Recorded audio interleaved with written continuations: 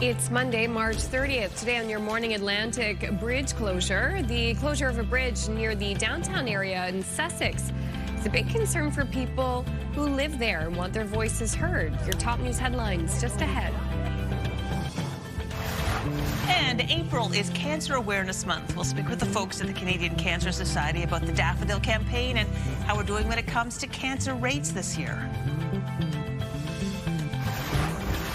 Plus, we're getting artsy. We'll visit the Art Gallery of Nova Scotia and find out about the launch of their new Access Pass. All that and so much more just ahead on the Monday edition of Your Morning Atlantic.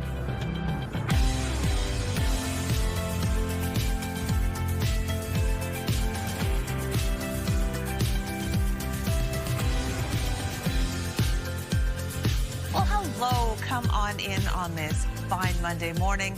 Last Monday of March, March 30th. We're nearly ending the month of March. I know it's your favorite, Latavia, because there's so many birthdays in your family. I have mixed emotions about March. Okay. Yes, just like everyone. How do you feel about March?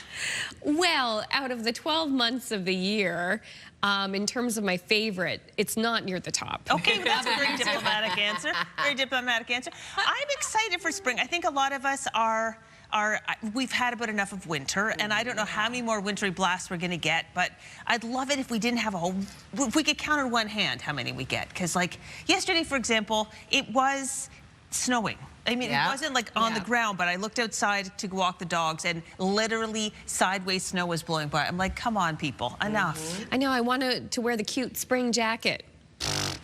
You get to wear that from like May 1st to May 3rd. That's true. Basically, I did that on Saturday. I was like, yeah, I know. Yeah. Oh no, Saturday was really cold. Yeah, it was. Okay, so what are we dealing with today, Latavia? Well, we do have another messy mix headed our way, especially into Tuesday. We do have watches and warnings currently in effect. Here's a live look at Halifax, -2 degrees early on. We are going to see temperatures warm up, seasonal for the most part for our daytime highs, but we do have a bit of active weather in the forecast, something to keep in mind when you are heading out. As of right now, -1 in Fredericton as well as into Charlottetown, -3 degrees starting off your day in Sydney, -11 into St. John's, Newfoundland. We do still have the wind chill factoring in, especially this morning for Newfoundland and Labrador. It is a cold start to the day, and temperatures will rise over there as well a little bit later on. Special weather statement currently in effect for parts of all 3 maritime provinces for Tuesday night until Wednesday, as we have a messy mix moving back in.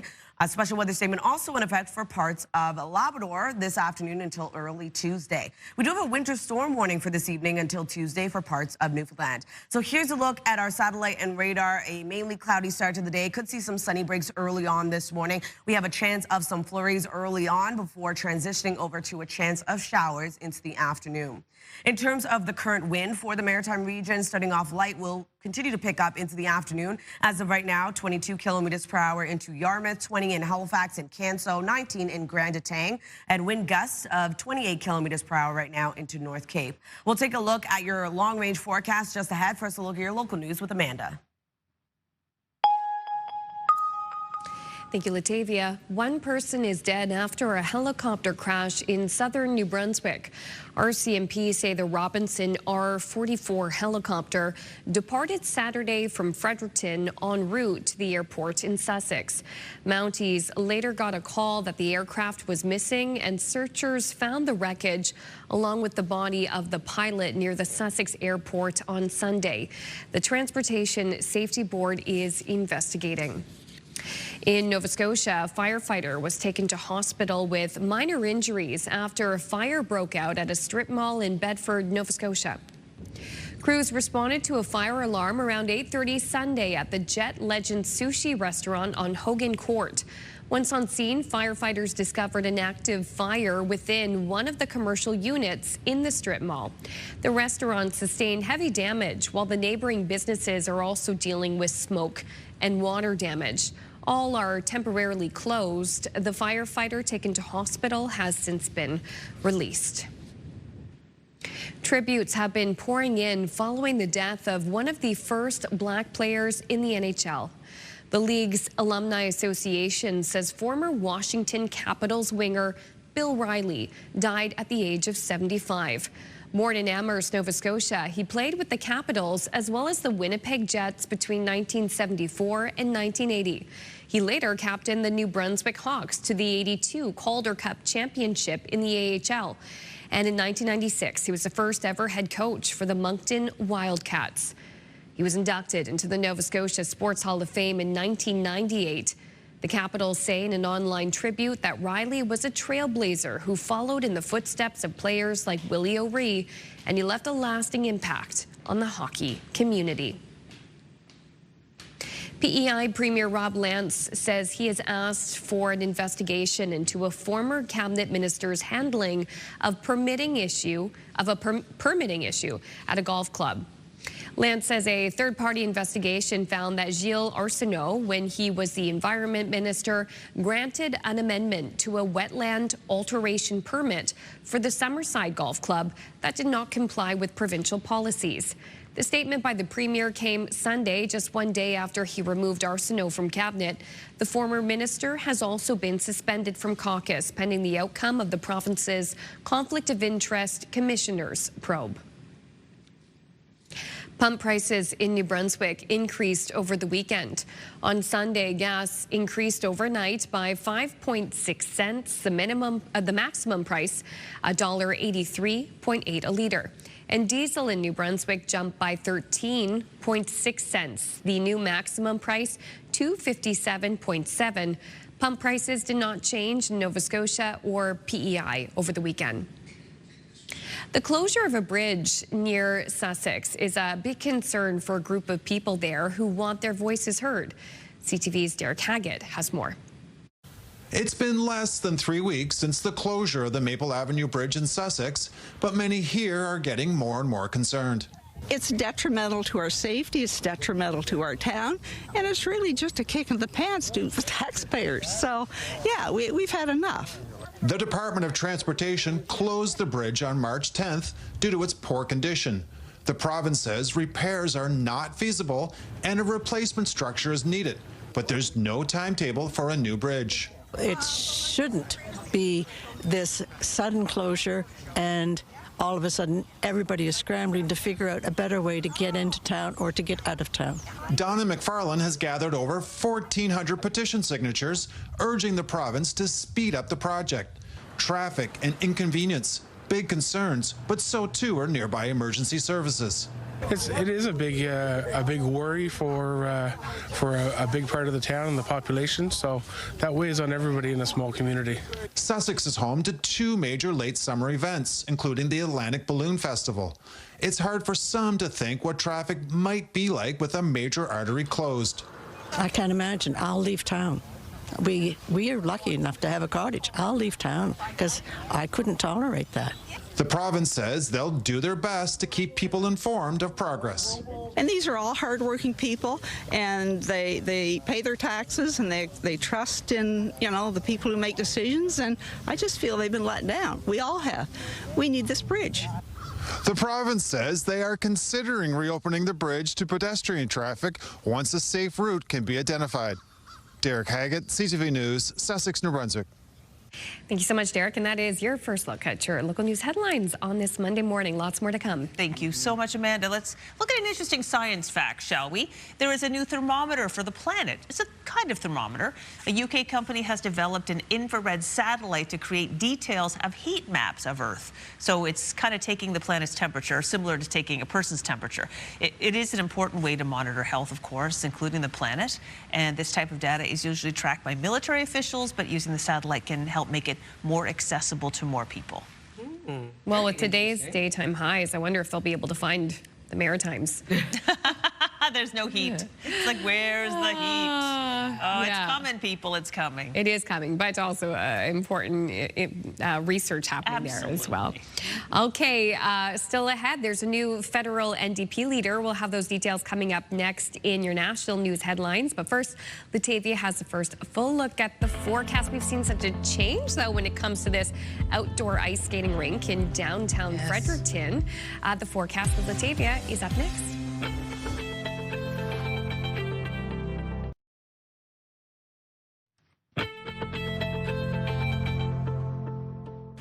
Happy Monday, Atlantic Canada. The time now is 6:12. We're taking a live look at Charlottetown 0 starting off your day. We do have a low chance of flurries expected early on before clearing out, leaving sunny breaks, and then seeing showers move in. So it is a cooler start to the day for parts of the region. Temperatures will rise a little bit later on, though. But as of right now, it is -1 heading outdoors in Fredericton, 0 in Halifax, -4 degrees in Sydney, -10 over in St. John's, Newfoundland. We do have a special weather statement currently issued for parts of all 3 maritime provinces. This is for Tuesday night until Wednesday. We are expecting some significant snow, ice pellets, and freezing rain to move in. We also have a special weather statement in effect for parts of Labrador this afternoon until early Tuesday, looking at snowfall at around 10 to 20 centimeters. Wind gusts could get up to 70 kilometers per hour. And a winter storm warning in effect this evening until Tuesday for parts of Newfoundland, looking at around 5 to 15 centimeters of snow accumulation, wind gusts of up to 70. Here's a look at our forecast timeline. A bit of a cloudy start to the day for parts of Atlantic Canada. For the most part, though, seeing some sunny breaks early on. We do have some flurry activity starting off the day for parts of Newfoundland and Labrador, and then into Cape Breton Island, seeing flurries early this morning. So a little bit later this morning, starting off in New Brunswick, we're going to see snow and or rain move in. It's going to be quite light in activity, though, and for the remainder of the maritime region, looking at showers moving in into the mid to late afternoon, continuing into the evening hours before starting to break down this system. And we are going to see a chance of showers remain early on into Tuesday morning before clearing out, and then another system makes its way over. If you're wondering about snowfall totals, looking at around 1 to 5 centimeters of accumulation for parts of New Brunswick and Cape Breton Island. For Labrador, also seeing around 1 to 5 centimeters. And then for Newfoundland, looking at around 1 to 10 centimeters of accumulation. For our rainfall outlook, we are going to see a bit of accumulation there as well, only 2 to 5 millimeters for parts of New Brunswick and Prince Edward Island, the heaviest being around 5 to 10 millimeters for parts of eastern Nova Scotia and Cape Breton. And then for Newfoundland, only seeing around 2 to 5 millimeters. Over to our forecast today for New Brunswick. We will be seeing a bit of sunshine early on. We do have flurries starting off the day, transitioning over to a chance of showers into the afternoon. Daytime highs will warm up, though, above seasonal for parts of New Brunswick, looking at around 6 to 12 degrees as your daytime highs, wind gusts of 50. Prince Edward Island, highs between 4 to 6 degrees today. Flurries start off the day, transition over to a chance of showers into the afternoon. Same thing goes for Cape Breton, eastern Nova Scotia. Flurries early on, some sunny breaks into the later morning hours, and then seeing showers into the afternoon, highs between 4 to 7 degrees. For the rest of Nova Scotia, pretty much the same. A chance of flurries early on, clearing out, leaving sunshine, and then seeing increasing cloudiness, showers into the afternoon, daytime highs between 5 to 8 degrees. For Labrador City today, a high of -8 degrees. We do have a few flurries expected throughout your day. 2 degrees for St. John's, Newfoundland. Flurries transition over to snow and or rain into the evening. For a forecast on Tuesday, we do have another low pressure system making its way over. That is going to bring that snow and or rain, a risk of ice pellets and freezing rain to parts of all 3 maritime provinces. Snow will start to move in on Wednesday for Newfoundland, changing over, I should say, to mixed precipitation into the evening hours for Newfoundland, and for the maritime region being left with snow for northern New Brunswick, and then rain continues for Nova Scotia. That takes us into Wednesday night, clears out. So that's a look at your weather forecast. We're going to throw things over to Amanda. Thanks, Latavia. After a leadership convention in Winnipeg over the weekend, the federal New Democrats have a new leader, Avi Lewis.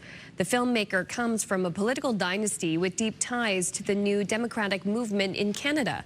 But as CTV's Rachel Aiello reports, even with a strong mandate, there are some who still need convincing.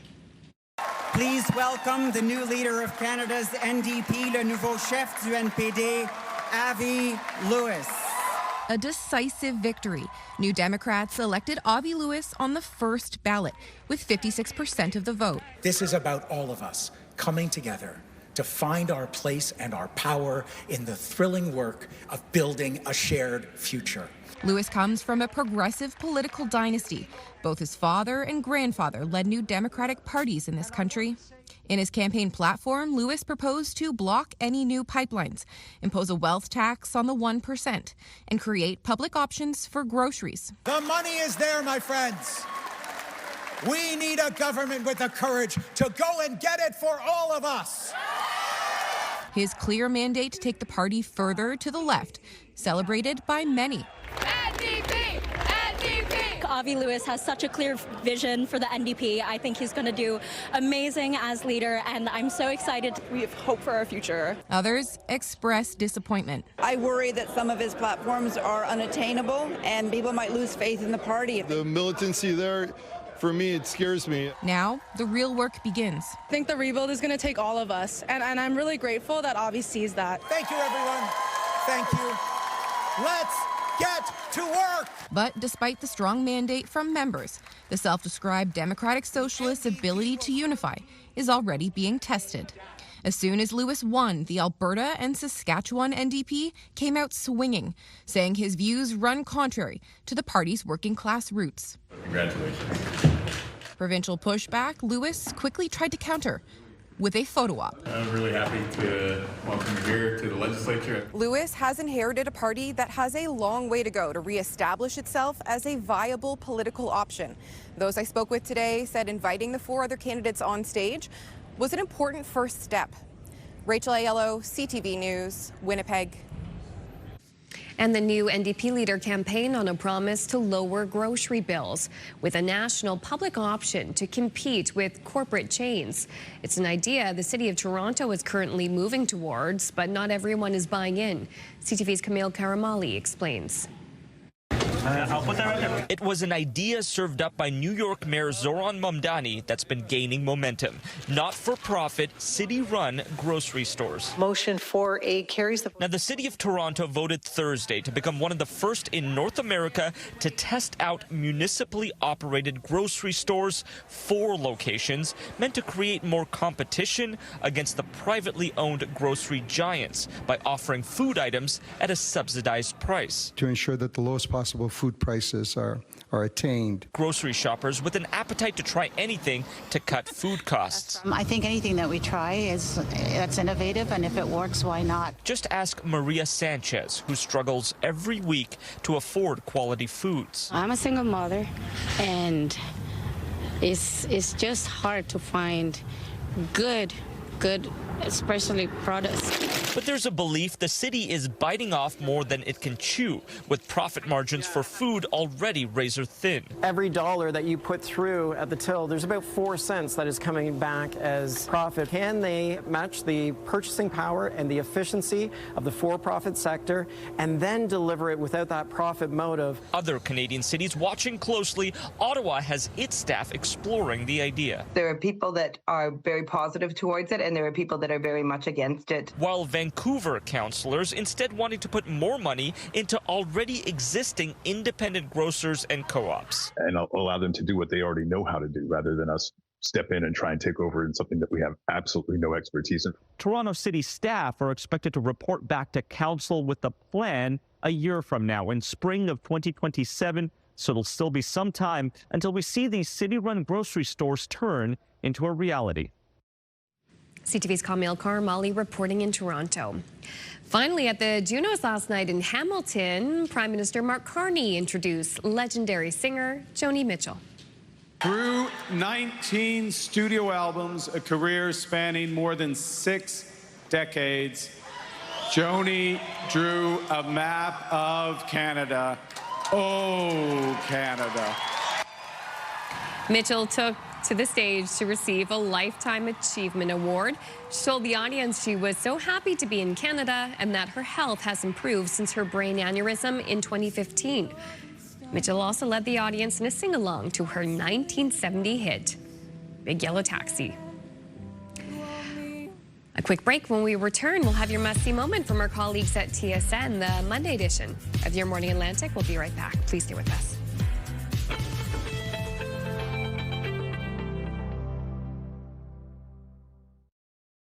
Move Mornings with Aaron and Peter. Weekday mornings on Move 100. The most fun in the morning. And home of the $1,000 minute. Only on Move 100 Halifax.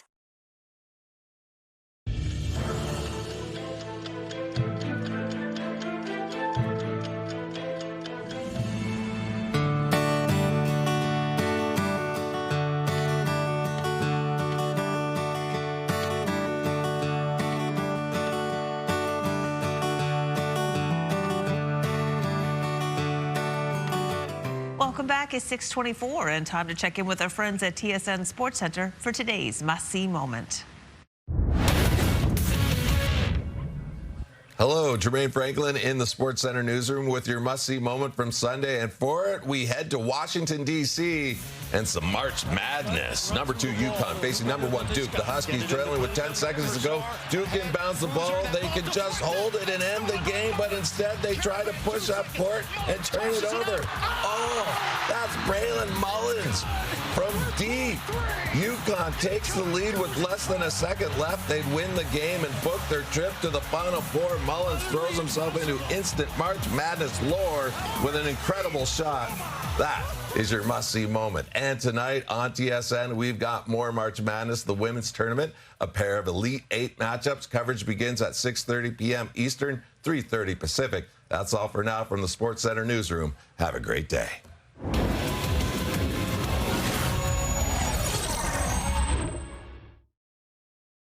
This TSN must-see moment brought to you by J.R. Rahe's Furniture and Appliances. Taking a look at our 3-day forecast, starting off in New Brunswick, a high of 7 degrees today, mainly cloudy skies with showers and flurries moving in a little bit later on. 1 degree on Tuesday, looking at snow and or rain. 2 degrees Wednesday, snow and or rain continues. For Nova Scotia, looking at a high of 6 degrees. We do have flurries and showers today. 4 degrees for Tuesday with rain and snow. And then on Wednesday, rain and or snow with a high of 8. Prince Edward Island, 5 degrees today. Flurries, then showers into the afternoon. Snow on Tuesday across the island with a high of 1. 0 on Wednesday with snow yet again.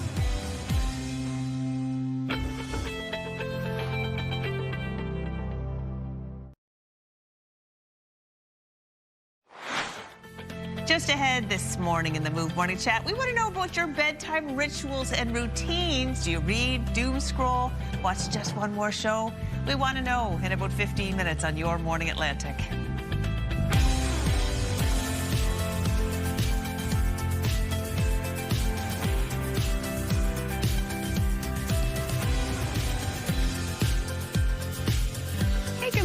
Happy Monday. Hope you had a great weekend, and we're happy that you were starting off the work and school week here with us on Your Morning Atlantic.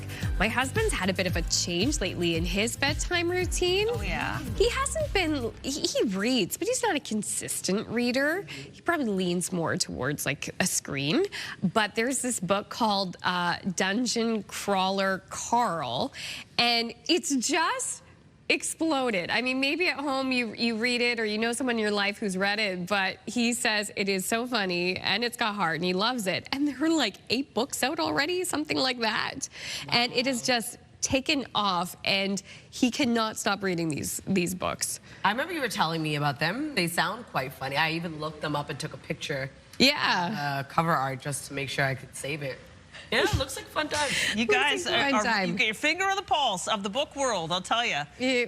Maybe this one's just really popped up. It's wild. But, you know, when the weather is kind of messy, I do like to stay inside and read a good book. Who doesn't? Ooh, but look at this nice sunrise. shot. That is gorgeous. All right, so it's a bit cooler starting off the day in St. John's, minus 10 degrees this morning. But as you can see, beautiful sunny start to your day. We are expecting a bit of flurry activity for parts of the province before some more active weather takes over into tonight. But enjoy that sunshine throughout the day today.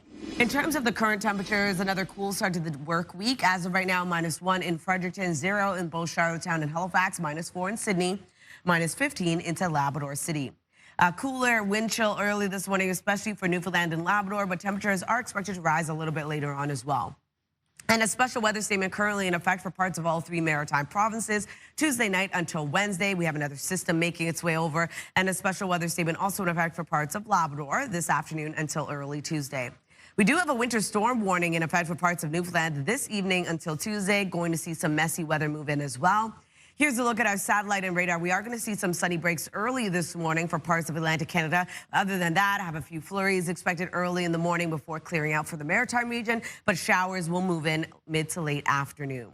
And then in terms of the wind, it will continue to pick up throughout the day for all 3 maritime provinces. As of right now, 30 kilometers per hour in Canso, 24 in Halifax, 20 into Yarmouth, 24 in St. John, New Brunswick. Wind gusts getting up to 33 kilometers per hour right now in Halifax and 31 in Yarmouth. We'll take a look at your forecast just ahead. First, a look at your local news with Amanda. Thank you, Latavia. One person is dead after a helicopter crash in southern New Brunswick. RCMP say the Robinson R-44 helicopter departed Saturday from Fredericton en route to the airport in Sussex. Mounties later got a call that the aircraft was missing, and searchers found the wreckage along with the body of the pilot near the Sussex airport on Sunday. The Transportation Safety Board is investigating. In Nova Scotia, a firefighter was taken to hospital with minor injuries after a fire broke out at a strip mall in Bedford. Crews responded to a fire alarm around 8:30 Sunday at the Jet Legend Sushi restaurant on Hogan Court. Once on scene, firefighters discovered an active fire within one of the commercial units in the strip mall. The restaurant sustained heavy damage, while the neighboring businesses are dealing with smoke and water damage. All are temporarily closed. The firefighter taken to hospital has since been released. Tributes have been pouring in following the death of one of the first black players in the NHL. The league's Alumni Association says former Washington Capitals winger Bill Riley died at the age of 75. Born in Amherst, Nova Scotia, he played with the Capitals as well as the Winnipeg Jets between 1974 and 1980. He later captained the New Brunswick Hawks to the '82 Calder Cup championship in the AHL. And in 1996, he was the first ever head coach for the Moncton Wildcats. He was inducted into the Nova Scotia Sports Hall of Fame in 1998. The Capitals say in an online tribute that Riley was a trailblazer who followed in the footsteps of players like Willie O'Ree and left a lasting impact on the hockey community. P.E.I. Premier Rob Lance says he has asked for an investigation into a former cabinet minister's handling of a permitting issue at a golf club. Lance says a third-party investigation found that Gilles Arsenault, when he was the environment minister, granted an amendment to a wetland alteration permit for the Summerside Golf Club that did not comply with provincial policies. The statement by the Premier came Sunday, just one day after he removed Arsenault from cabinet. The former minister has also been suspended from caucus pending the outcome of the province's Conflict of Interest Commissioner's probe. Pump prices in New Brunswick increased over the weekend. On Sunday, gas increased overnight by 5.6 cents. The maximum price now $1.83.8. And diesel in New Brunswick jumped by 13.6 cents. The maximum price now $2.57.7. Pump prices did not change in Nova Scotia or P.E.I. this weekend. A Buddhist group on Prince Edward Island, facing skepticism and scrutiny, is offering tours in an effort to build trust in their community.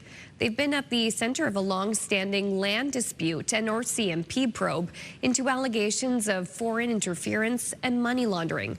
CTV's Maria Saru was invited inside for a closer look beyond the public visit. With the low thump of a drum and the turn of a Tibetan text, night prayer fills the hall. It's a sacred ritual rarely seen by outsiders. Saffron robes sway at a monastery now opening its doors after years of suspicion. Prince Edward Island is always watching who's not from here. And they're hospitable, islanders, they're friendly, but they're cautious. An ongoing provincial investigation is looking into whether their land holdings exceed limits, and the RCMP is reviewing alleged ties to the Chinese government. The monks reject those claims. Some the people say there's secret computers or secret spy machines and stuff like that. So I think the best way to explain that is for people to come in and see us and see the way we live. The Great Enlightenment Buddhist Institute Society, or GBIS for short, has hosted free public tours at this campus since January, showing islanders their greenhouses, wheat fields, and the dormitories where they sleep. Visitors are invited to ring temple bells and taught about traditional art, some from Taiwan, some made in-house. I had never seen anything like it before in person, so I thought, why not give it a try and come here myself. Okay, look here. Many of these monks joined the monastery to study and pray in private, not necessarily to do media interviews or public outreach. But they quickly realized on the island, trust is built face to face. There's no rumor I haven't heard, if I can put it that way. Sometimes you're a little worried, sometimes you're a little sad or frustrated. But the transparency is not just a response to the speculation, but now a part of their practice. To us, openings means reaching out, helping our friends, and helping our community. Wisdom and compassion is the two major parts of Buddhism. The monks' hope is that seeing their home up close might quiet some of the negative noise around it. Maria Saru, CTV News, Montague, Prince Edward Island. Thank you so much for that report, Maria. And thank you so much for that newscast, Amanda. Well, thank you two so much for getting up so early and joining us. And, yeah. With the weather and more. Absolutely. Thank you for watching. Good job getting up early on this Monday morning. All right. I have a little bit of news here. Kind of neat. It's from Detroit area, near where I grew up. But it's a woman south of the border who has created a rideshare app for people living with disabilities. Wow, becoming paralyzed drastically changed everything. It took away my freedom. It took away my mobility to just get in a car and go. So in 2024, Dominique Townsend was heading home from the grocery store with her son when she was shot 5 times while sitting in her truck. That 2 men attacked her were strangers. The shooting left her paralyzed at the age of 35. So now she's fighting back. She's created an app for people with mobility challenges called Rideable. Right now, it's a pilot program that connects riders with accessible drivers. It's like Uber for people who use wheelchairs. She says she hopes to grow it into a full app once more drivers sign up and pass the background checks. But what a great idea. Yeah. Oh, yeah. Wow. Good for her. Wishing her all the best with that as well. For sure. Okay, still ahead, we had mentioned earlier in the show the Junos were held last night, but still ahead we'll talk about who ruled the box office over the weekend. And also coming up next, it is the Move Morning Chat. Maybe you're waking up, stretching, thinking, I did or did not have a great sleep last night. So coming up, we're asking, do you have a bedtime ritual and what is it? That's next.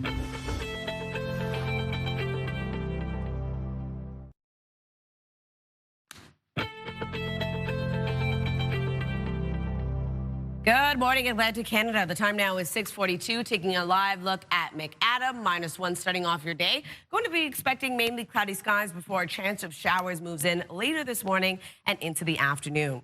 So we are seeing a cooler start to the day, but temperatures are expected to rise. Seasonal to above seasonal daytime highs headed our way for much of Atlantic Canada. As of right now, -1 in Fredericton, 0 in both Charlottetown and Halifax, with -4 in Sydney, and -10 starting off your day in St. John's, Newfoundland. A special weather statement currently in effect for parts of all 3 maritime provinces Tuesday night until Wednesday. We do have a bit of a wintry mix headed our way, as well as a special weather statement currently in effect this afternoon until early Tuesday morning for parts of Labrador.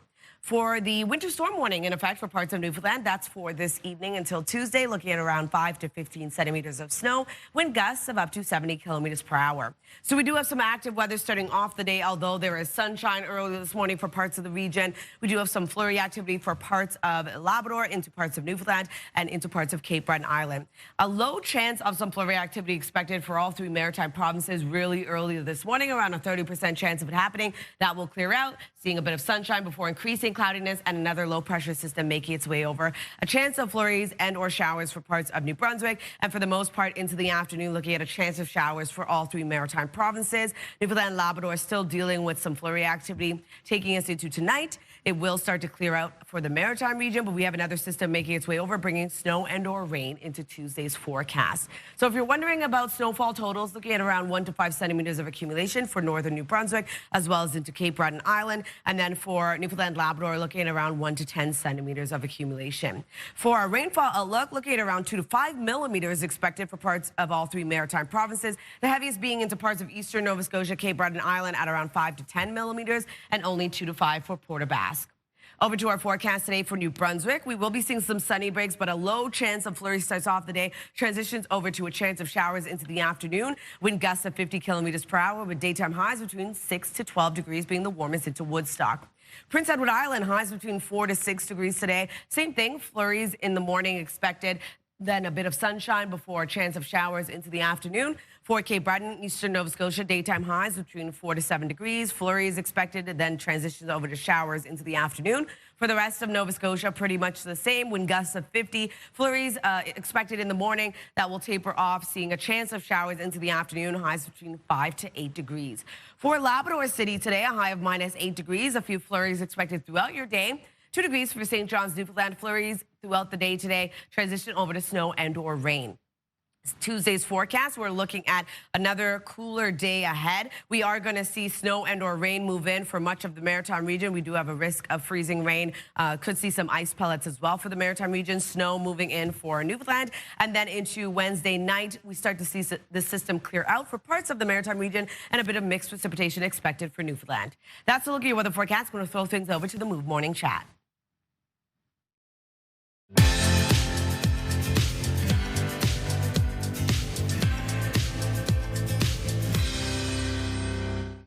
Yes, that music means it's time for our Move Morning Chat with Aaron and Peter. And today we have a topic that we know well.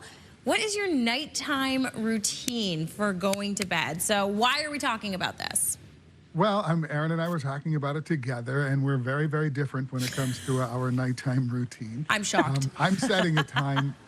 I'm trying to get to bed earlier, but it doesn't seem like I can get underneath the covers until 9:30.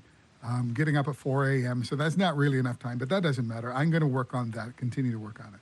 But from 9:30 to 10, that is when I start scrolling through my news app, starting with the CTV News app, which is very good, but scrolling all over the place, just trying to make sure that I'm caught up on everything, going to local in each and every case. The last thing I'm going to do before I start reading, which is what puts me to sleep, is check the sports scores one last time to see where my teams are and all of the rest of it. And then I read. I read from Libby, the library app. I'm reading a book, and I swear to God, it takes me sometimes 60 seconds, and I'm asleep. If I'm really going hard, it's going to take me about 10 to 15 minutes, and then I'm asleep. That's my nighttime routine, not the same as Aaron's. Yeah, we are very different, and you are reading to put yourself to sleep. You're doing all the right things. I'm the opposite of you. I mean, I do get to bed earlier. I try to get to bed sometimes at like 7:30, 8 o'clock. But I want that time to scroll. I know we're not supposed to, but I'm not going to lie. I'm scrolling TikTok, and I'm watching the worst videos possible right before bed. For some reason, I'm stuck on dash cam videos on my feed. So I'm not joking. I will scroll for 45 minutes and watch dash cam videos of near accidents, car accident. Like, I don't know why this is my feed, but I can't stop watching it. So I'm watching all these stressful videos and then just going to bed. It can't be good for me, and I should take a page out of Peter's book is all I'm going to say. Oh my gosh. I feel like, how do you sleep like that? Yes. I don't know. I don't know. Pounding. It's not right. I'll tell you that. Oh my gosh, that's funny. My biggest nightmare is actually crashing in, like, that's like on a recurring nightmare that I actually have, that I feel myself like going through and like all of that. So I could never do that. Oh my gosh. Wow, it's a miracle you can get to bed. What's your nighttime routine? Oh, okay. How long do we have? Sheesh McGeesh. Okay, first of all, you make the lunch. Lay out the outfit, because I've got to sneak out of the house so I don't wake up the dogs that we just adopted. Otherwise, then my husband's got to deal with them. So that's done. Then I finally get to go to bed. So I clean my makeup off, do face yoga. Then I probably, when everything's all done, I might then settle in, and then I'll just watch a show, and that'll put me to sleep. Usually I can only watch like 15 minutes of the show, and I'm like, but that's it. Yeah, what about you? I'm stuck on face yoga. What is face yoga? I know, right? Yoga. So I don't do it every night because sometimes I'm just too tired. But it's just like I do a little video. It's 4 minutes long, and you just like do like little exercises, and it helps to like make the muscles in your face like just make more radiant. You know? Wow. It totally is. Yeah. And to be honest, I've fallen off. I'm picking it back up today because I fell off for a bit. But it does. When you do it, it makes a huge difference. So. Yeah. There you go. Yeah. I don't have a nighttime routine because I don't have a daytime routine because my shifts are all over the map. That's so true. I brush my teeth and I go to bed. And that's all I got for you. Oh my gosh, that's good. That is good. Oh my gosh, we love it. Okay, well, we want to hear it from you. What the heck do you do every night before you go to bed? What's your bedtime ritual? Do you watch extremely scary videos like Aaron? Maybe you read. Text us at 10400. We'll have a nice roundup at the end of the show.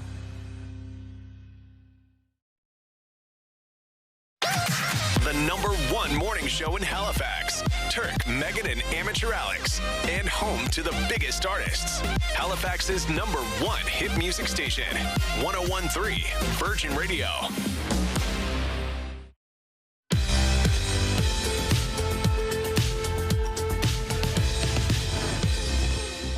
Welcome back. The time now is 6:53. We're going to head over to Hollywood and take a look at your entertainment headlines.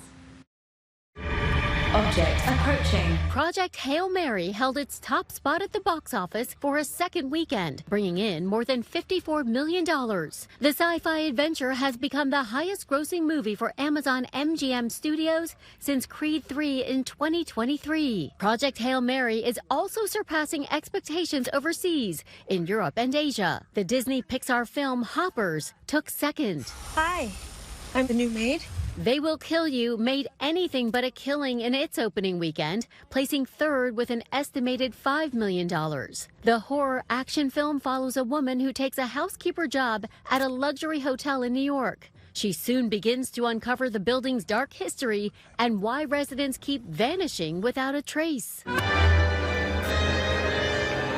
For the first time in forever, Arendelle is opening its gates to the public. Disneyland Paris opened The World of Frozen this weekend. The immersive land takes guests into the kingdom of Arendelle, which features Elsa's Ice Palace, boat rides, and of course, warm hugs from Olaf. Disney is the parent company of ABC.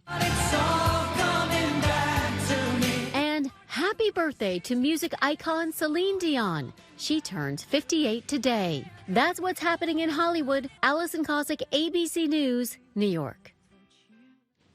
Happening now in local news, one person is dead after a helicopter crash in southern New Brunswick. RCMP say the helicopter departed Saturday from Fredericton en route to the airport in Sussex. Details coming up. Plus, tributes have been pouring in following the death of one of the first black players in the NHL.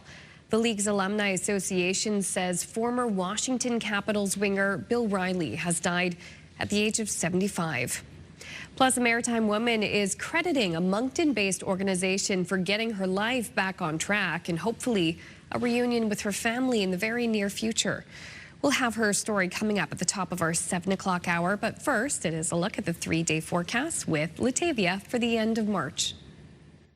Thanks, Amanda. For New Brunswick today, looking at a chance of flurries early on before transitioning over to a chance of showers, a high of 7 degrees. Tuesday, looking at a high of 1. We do have snow and or rain. Also seeing snow mixed with ice pellets for the central region of the province into the afternoon. And then on Wednesday, 2 degrees is your daytime high, snow and or rain with the risk of freezing rain as well.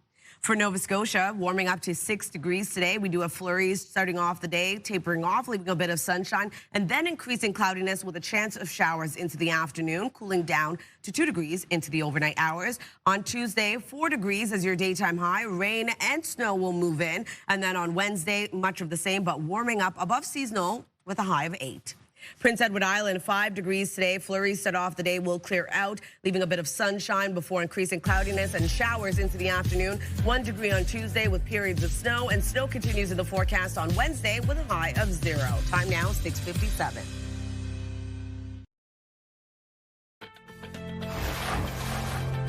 It's Monday, March 30th. Today on Your Morning Atlantic, Road to Redemption. A maritime woman is crediting a Moncton-based organization with getting her life back on track. The story just ahead. And helping hope bloom. April is Daffodil Month. The Canadian Cancer Society joins us to talk about this year's campaign. That's coming up on the Monday edition of Your Morning Atlantic.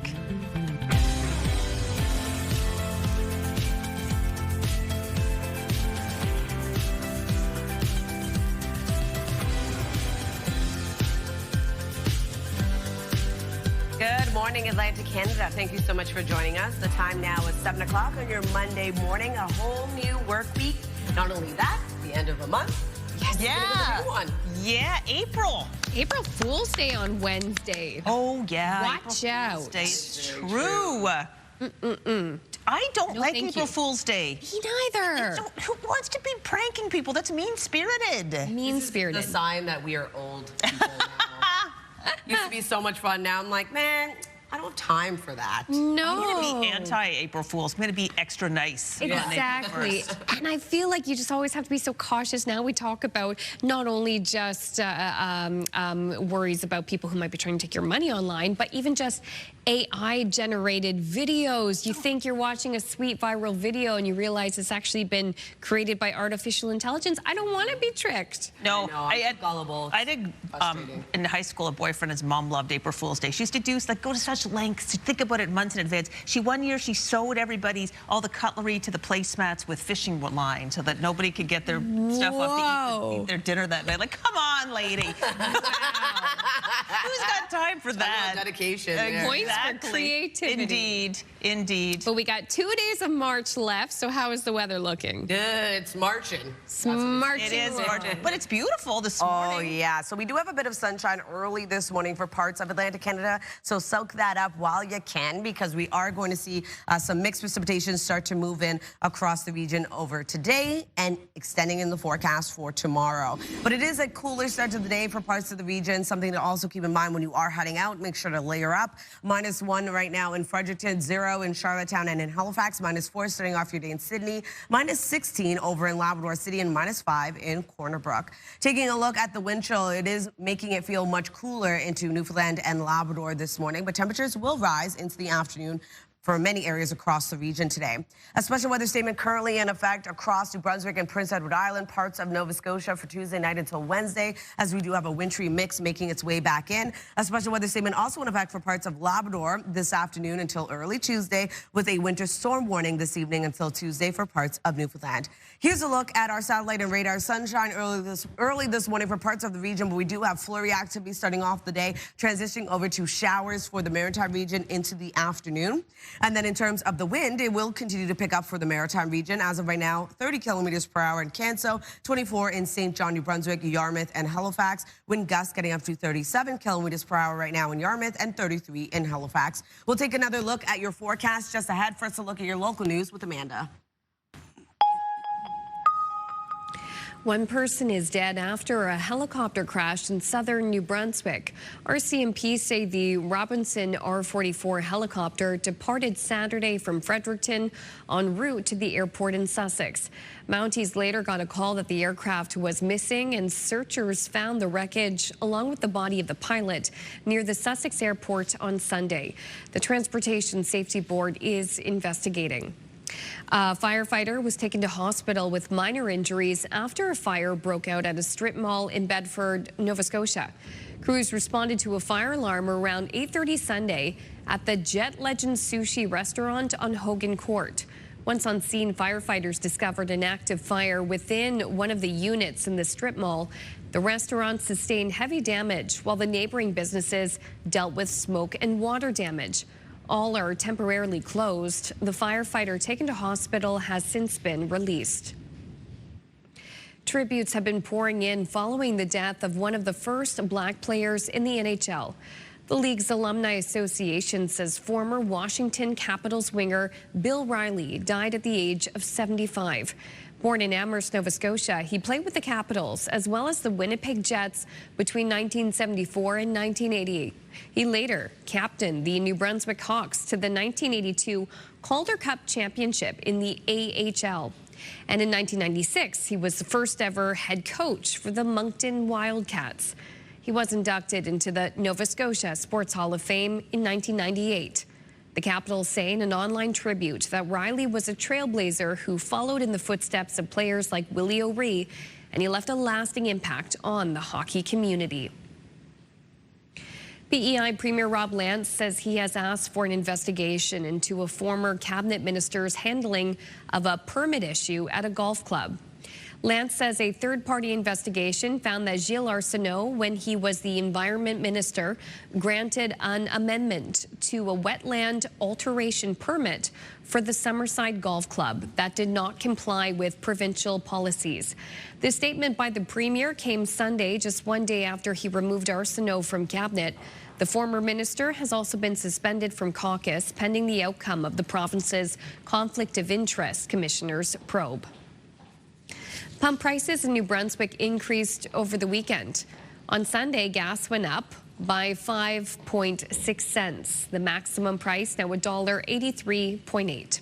And diesel in New Brunswick jumped by 13.6 cents. The maximum price now $2.57.7 a litre. Pump prices did not change in Nova Scotia or P.E.I. this weekend. A maritime woman is crediting a Moncton-based organization with getting her life back on track and hopefully a reunion with her family in the near future. CTV's Derek Haggett has Lauren's story. When Lauren McKinnon looks at a photo of herself taken 8 months ago, she can't help but get overwhelmed. I just see that dark look in my eyes that I just never thought would be full of light again, really. It's emotional for me to look at, because to see the person I stare at in the mirror every day, it's just still blows me away to think of how far I've come. Her troubles began when she moved from Sydney to Calgary at age 19. McKinnon got involved in an abusive relationship and coped through drinking and drugs. It kind of just spiraled out of control. He was very physically abusive. It all started with the emotional and mental abuse, though, a lot of gaslighting. She eventually moved back to Nova Scotia with her 2 girls, but brought her troubles with her. At the height of her addiction, she was drinking 40 ounces of rum a day, straight. Going cold turkey worked on more than one occasion, and by May of 2025, she had been clean for 11 months. But it didn't last. Things just kind of got ahead of me, and I ended up relapsing. And within that first month of relapse, I lost my girls.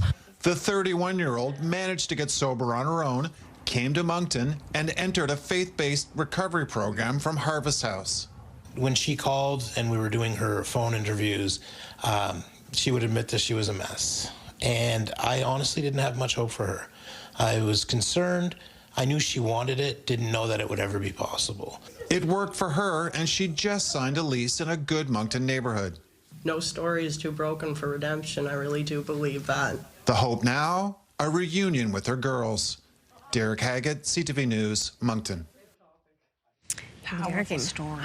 Powerful story. So, and thank you to Lauren for sharing her story. Yes. With us too. Giving hope and inspiration to others. Oh my gosh, Lauren. Well done. Well done. All right, it's 7:08. Let's talk about something kind of fun. Many people do jigsaw puzzles to relax. Not these people. They are fast. People from across the country came out to the Canadian Jigsaw Association's Alberta Regionals, hoping to put together a win. So it's speed jigsawing. So one woman won her category by finishing a 500-piece puzzle in 29 minutes and 22 seconds. Wow. That's under half an hour for a whole giant puzzle. There were individual and team competitions with 200 people competing. How do you feel about puzzles? Ooh, well, you know, during the pandemic, I certainly picked up some more. But, I mean, I'm not a big puzzler. You two?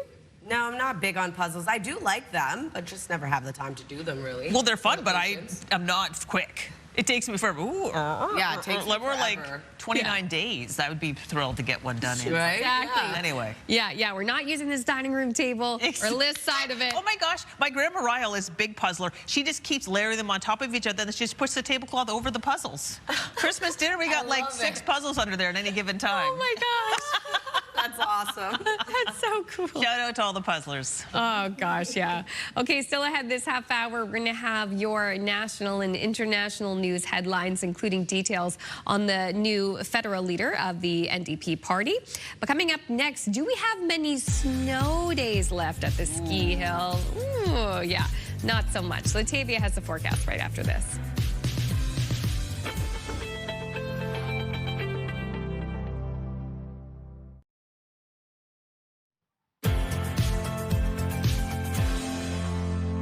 Welcome back. The time now is 7:13. We're taking a live look at Port de Grave, a beautiful sunny start to your day.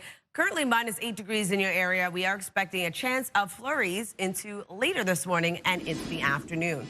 As of right now, it is a bit cool for parts of the Maritime region, colder for Newfoundland and Labrador. As of right now, -2 degrees in Fredericton, 0 in both Charlottetown and Halifax, -3 degrees starting off your day in Sydney, -20 in Happy Valley Goose Bay, -13 in St. Anthony.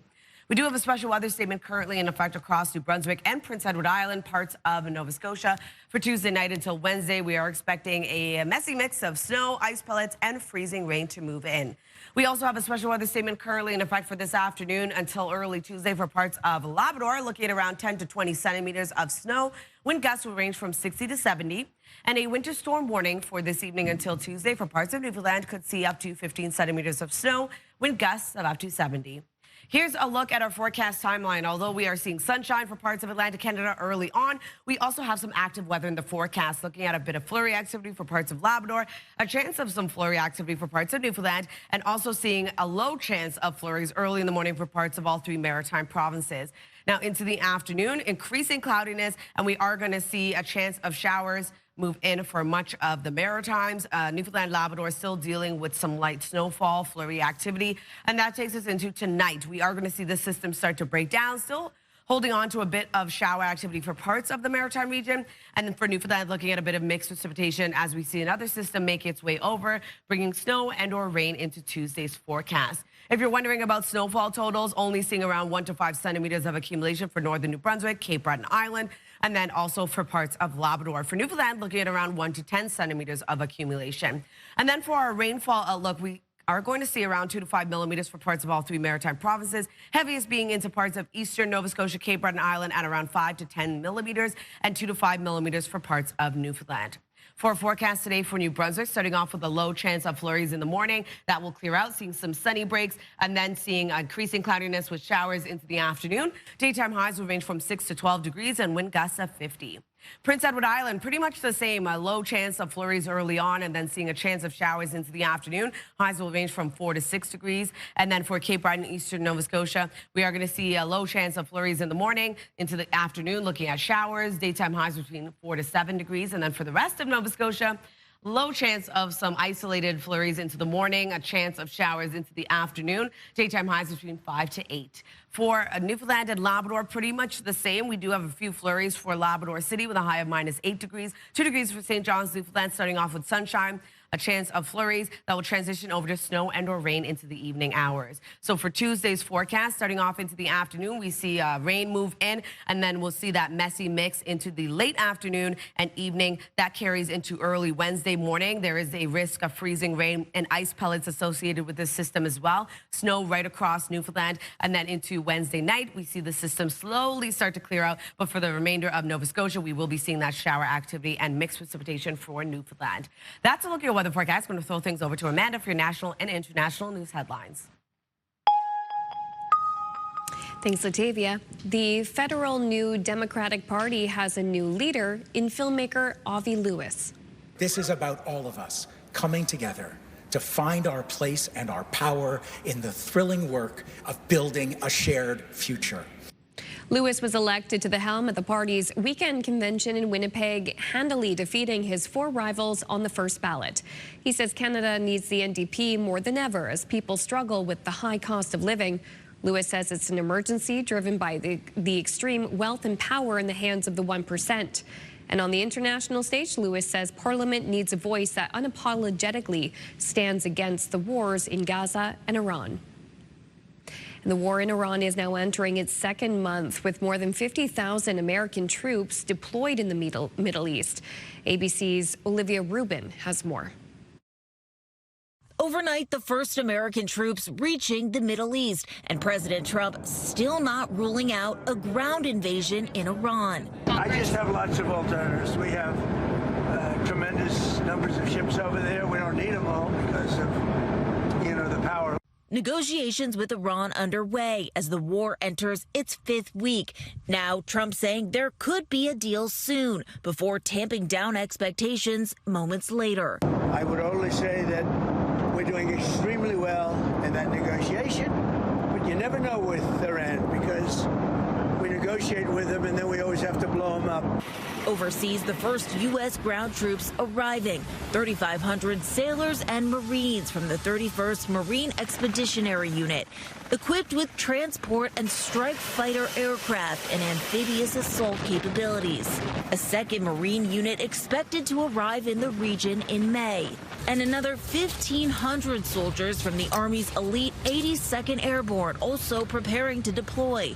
Those troops trained to parachute behind enemy lines. Meanwhile, dangerous blasts around the region. This video showing the aftermath of an Iranian missile attack at an industrial site in southern Israel.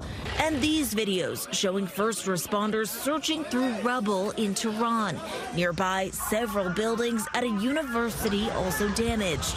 Iran now vowing to retaliate for what it says are Israel's strikes on universities, saying all American universities in the region are now fair game. And now Pakistan, which sources tell ABC has been acting as an intermediary between the United States and Iran, announcing that talks are set to happen in the coming days, though neither side confirming. Olivia Rubin, ABC News, Washington. And there were lots of memorable moments at the Junos last night in Hamilton, Ontario. Nelly Furtado made an emotional speech when she was inducted into the Canadian Music Hall of Fame. Just, growing up and feeling like I saw people I could relate with on TV, listening to it, because Canada's always cared about art. Canada's always cared about culture. I'm a product of that. Furtado received tributes from a host of Canadian music stars, including Drake, who made his first appearance at the ceremony since 2011. Most of the awards were handed out at a live stream gala last night, where no-show Tate McRae emerged as the big winner. A quick break here on Your Morning Atlantic. When we return, we're talking about Cancer Awareness Month with the Canadian Cancer Society. That's on the other side of this break. Please stay with us.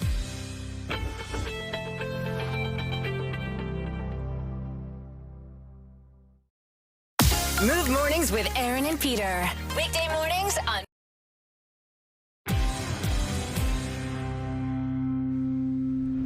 Welcome back at 7:23. Now, Wednesday marks the start of April, which is Cancer Awareness Month. Cancer remains a leading cause of death in Canada, and nearly half of Canadians expected to be diagnosed in their lifetime. That's according to the Canadian Cancer Society. Now, April is the start of their Daffodil campaign, and it's an initiative that raises funds for research, support programs, and advocacy. Here to tell us more is Jane Parsons, Canadian Cancer Society's Chief Development and Engagement Officer. Good morning, Jane. Good morning. Happy Monday morning. Happy Monday to you. And we do enjoy speaking about Cancer Awareness Month because it is so important. It touches just about everybody who's watching. Why is this Daffodil Month so important to you? Well, it really, daffodils are that early sign of spring, although in Atlantic Canada today, you wouldn't know that. But we are seeing daffodils crop up across the country already. But daffodils are really about hope and resilience. And we really embrace that at the Canadian Cancer Society as the start of Daffodil Month, which is really about raising awareness for who we are, celebrating people who are facing a cancer diagnosis, dealing with it, surviving it. And really just making sure that Canadians are aware that they can mobilize and support cancer patients across the country. We're showing images right now of the Cancer Survivors Garden in downtown Dartmouth, and I run by there almost every day. There's no sign of the daffodils yet, but they soon will be in bloom, and it is a glorious moment to see all. It really is a beautiful reminder, a celebration of life, and a reminder that of celebration of those who survived cancer. For the Daffodil campaign specifically, where does the money raised go from that campaign?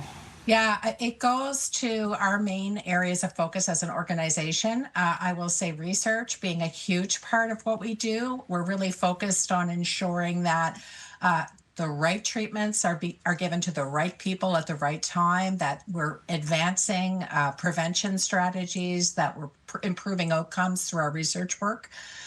Also through our practical support programs, our lodges in Atlantic Canada. We have 2 lodges, one in Halifax and one in St. John's. And also transportation to support people getting to and from cancer treatments.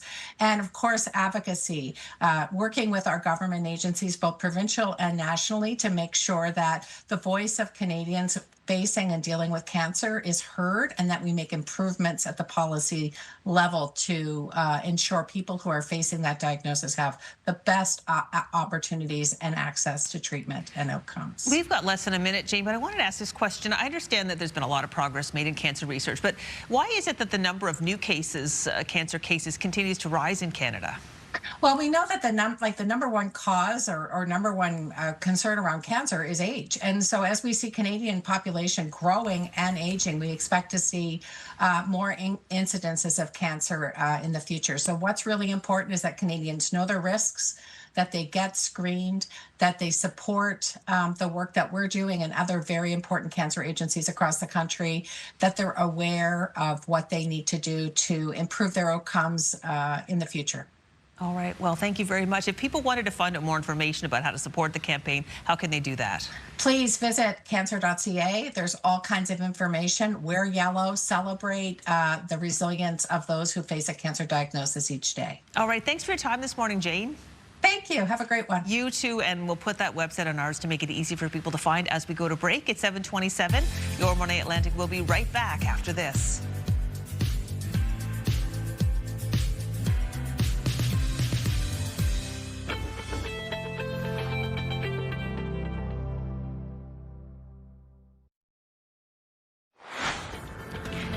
Coming up this half hour, making art more accessible. We'll visit the Art Gallery in Nova Scotia to get the details on their new Access Pass. Those details just ahead on the Monday edition of Your Morning Atlantic.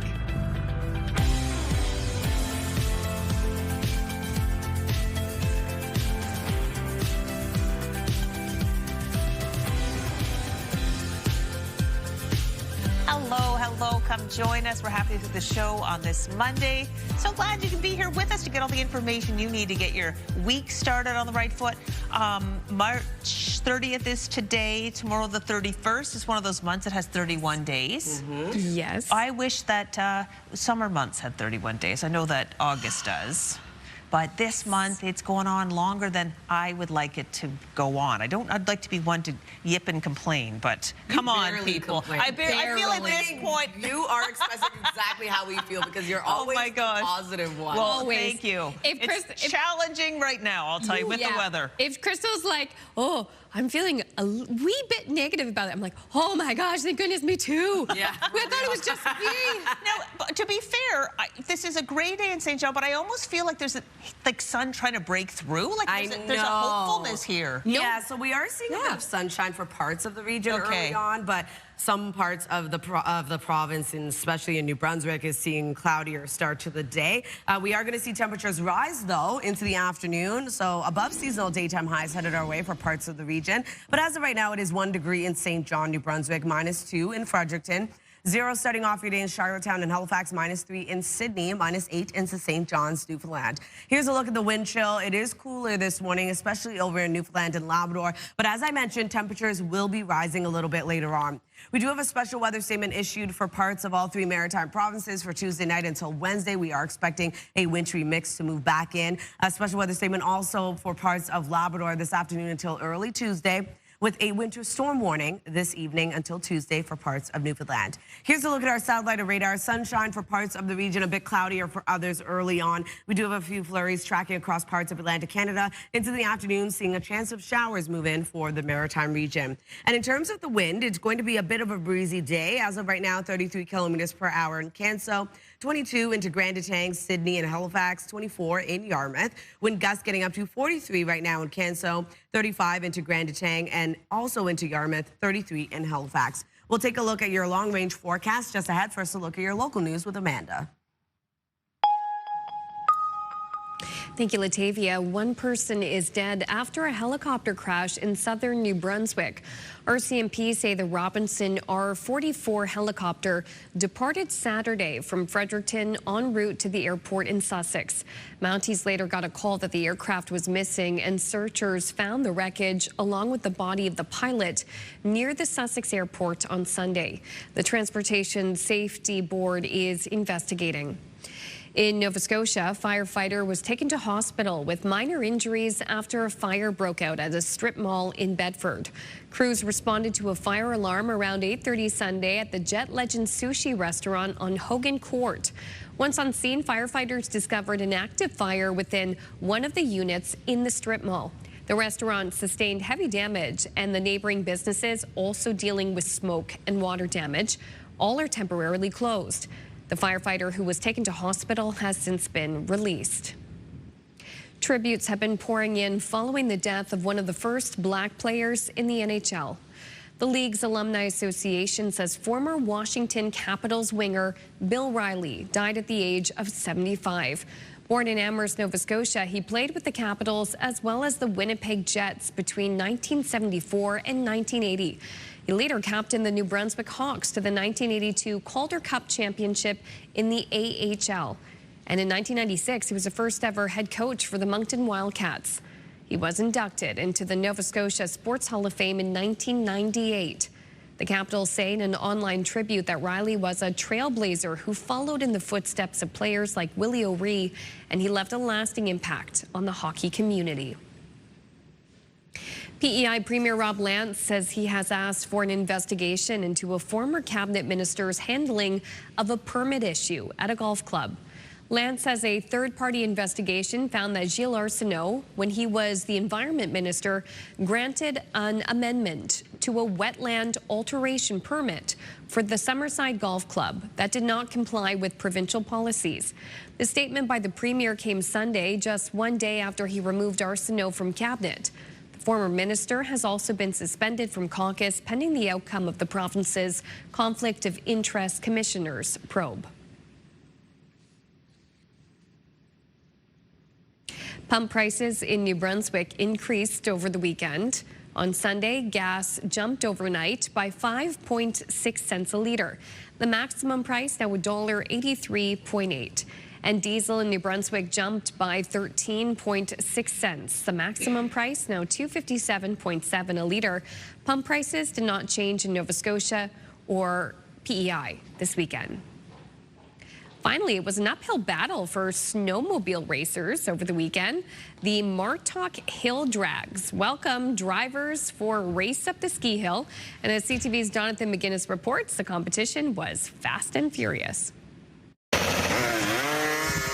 You don't often see racers going up a ski hill, but that was exactly the goal Saturday during the third annual Martok Hill Drag. I think we were 150 or 160 sleds the first year, and then we sort of tweaked the classes and did some math on how many sleds we could fit in the timeline that Martok's letting us do this, and yeah, so here we are. I think there's close to 180 today.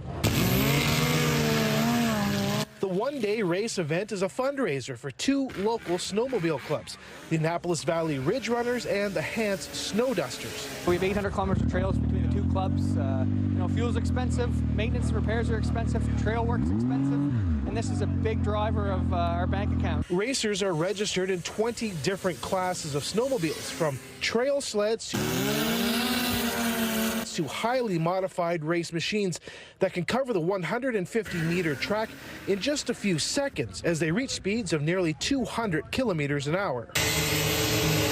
Bridgewater resident Kevin Emino is racing his custom-built sled. There's some pretty stiff competition here today. It's a lot of real good, high-dollar, high-class sleds. Teams from across Atlantic Canada competed for more than $10,000 in prize money. It's getting to be a big thing, the hill racing, and there's only places any snow this time of year, so we thought we'd get down and enjoy it.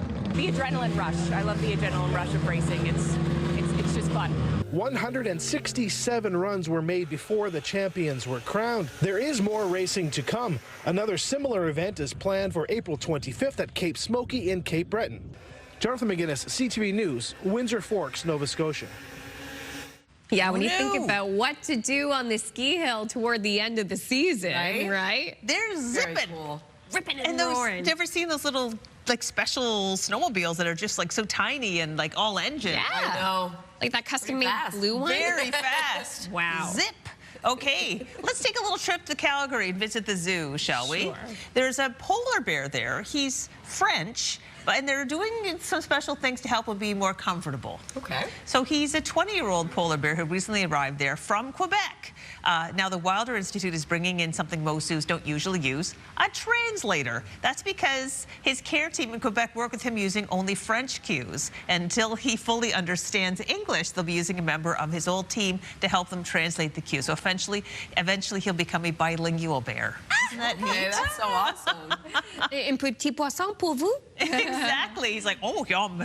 Fish? He just looks at you like, what? Yeah. Eventually, Like, though. what are these people saying? Guys. They'll know. He's a beautiful bear, though. Look at that coat. What a beautiful coat. Gorgeous. It's like sometimes when you hear those adopted stories, too, where, like, you know, the dog spoke another language, too, like French or Spanish or something. So cool. Okay, we want to remind you about the Move Morning Chat. If you're just joining us now, what's your bedtime ritual? Do you have a very aggressive bedtime routine? Like, okay, no one talks to me after this time, no screen, or are you like, whatever goes? Send us a text, 10400, and we'll share your answers a little bit later in the show. We're about halfway through the show. Latavia has the latest look at the forecast for the last 2 days of March before we have April beginning on Wednesday. And then after that, too, let's go inside and stay nice and warm. We're going to head to the Art Gallery of Nova Scotia. They're about to introduce a pass that will help make art more accessible to people more than ever. Those details coming up.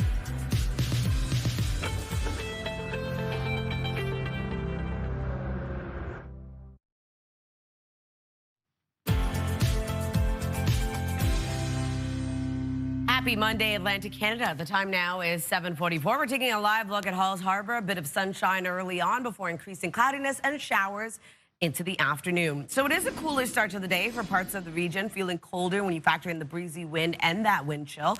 As of right now, -2 degrees over in Fredericton, 0 in Charlottetown and Halifax, -3 degrees starting off your day in Sydney, and -8 into St. John's, Newfoundland. We do have a special weather statement in effect for parts of all 3 maritime provinces Tuesday night until Wednesday, looking at some significant snow, ice pellets, and freezing rain expected to move in.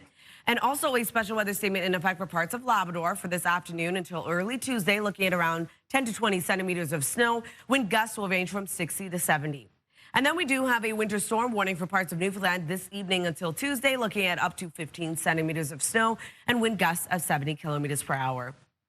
Although we do have some active weather early on in the forecast, also seeing a bit of sunshine starting off your day for parts of Atlantic Canada. We do have some flurries across parts of Labrador and Newfoundland, also seeing a bit of flurry activity and looking at a low chance of some isolated flurries starting off your day for parts of the maritime region. Then increasing cloudiness. Later this morning, we start to see a chance of flurries and or showers for parts of New Brunswick, transitioning over to showers for all 3 maritime provinces and seeing that flurry activity still remain for Newfoundland and Labrador.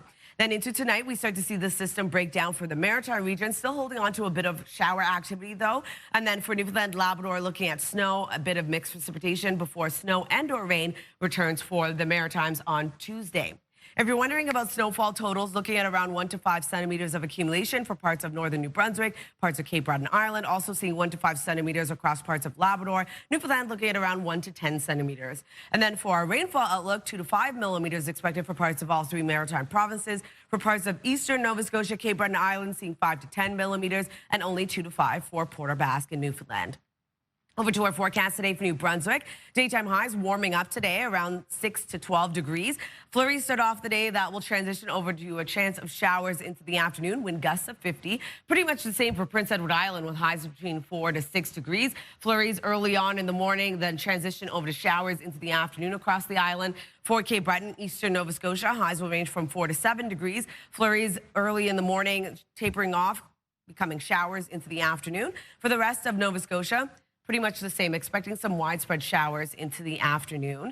And then for Labrador City, a few flurries throughout your day today with a high of -8. 2 degrees for St. John's, Newfoundland. Flurries will transition over to snow and or rain into the evening hours. Tuesday's forecast, a bit cooler for our daytime highs. We do have rain moving in first, and then seeing a wintry mix across all 3 maritime provinces. Snow mixed with ice pellets, a risk of freezing rain as well. And then the system starts to make its way over to Newfoundland, bringing a bit of a wintry mix their way. And then into the Wednesday evening, we start to see the system break down. Temperatures will be warming up, though, even for the lows. So that's a look at your weather forecast. Going to throw things over to the Art Gallery of Nova Scotia.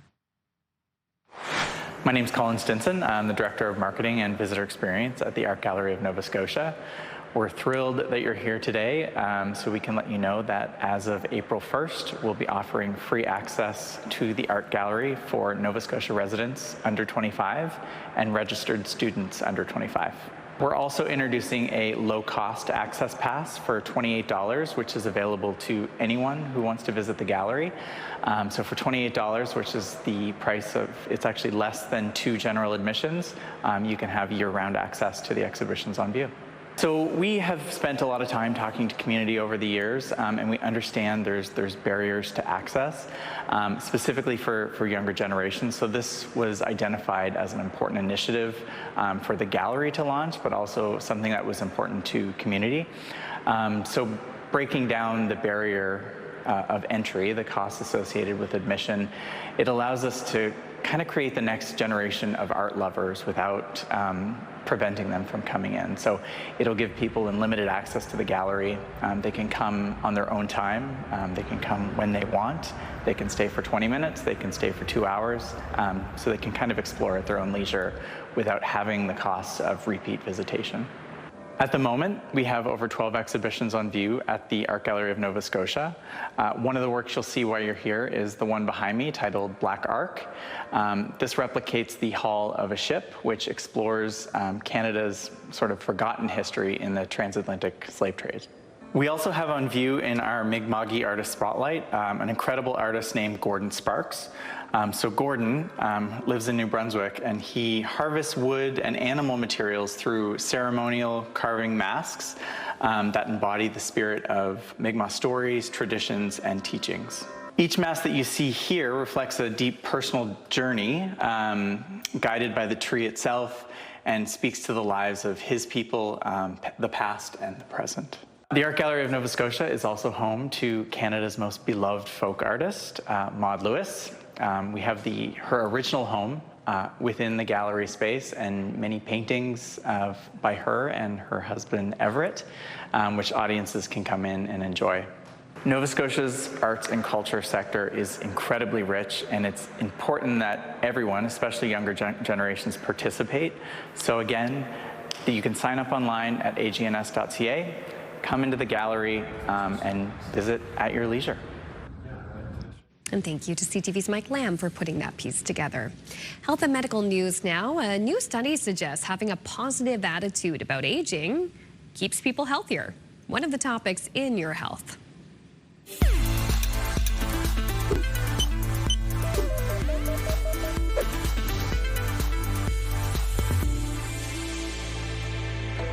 The study followed more than 11,000 seniors over a decade, testing them for things like memory, math skills, and walking speed. The results show participants with a positive outlook improved in the various areas more than the others who were monitored. The research can be found in the journal Geriatrics. A new study says artificial intelligence chatbots are giving users bad advice to flatter them. The study tested 11 leading AI systems and found all of them showed varying degrees of sycophancy, defined as overly agreeable and affirming. When asked if it was okay to leave trash hanging out on a tree branch in a public park, ChatGPT blamed the park for not having trash cans and called the litterer commendable for even looking for one. The Stanford University researchers say AI justifying people's convictions makes them trust AI more, boosting engagement.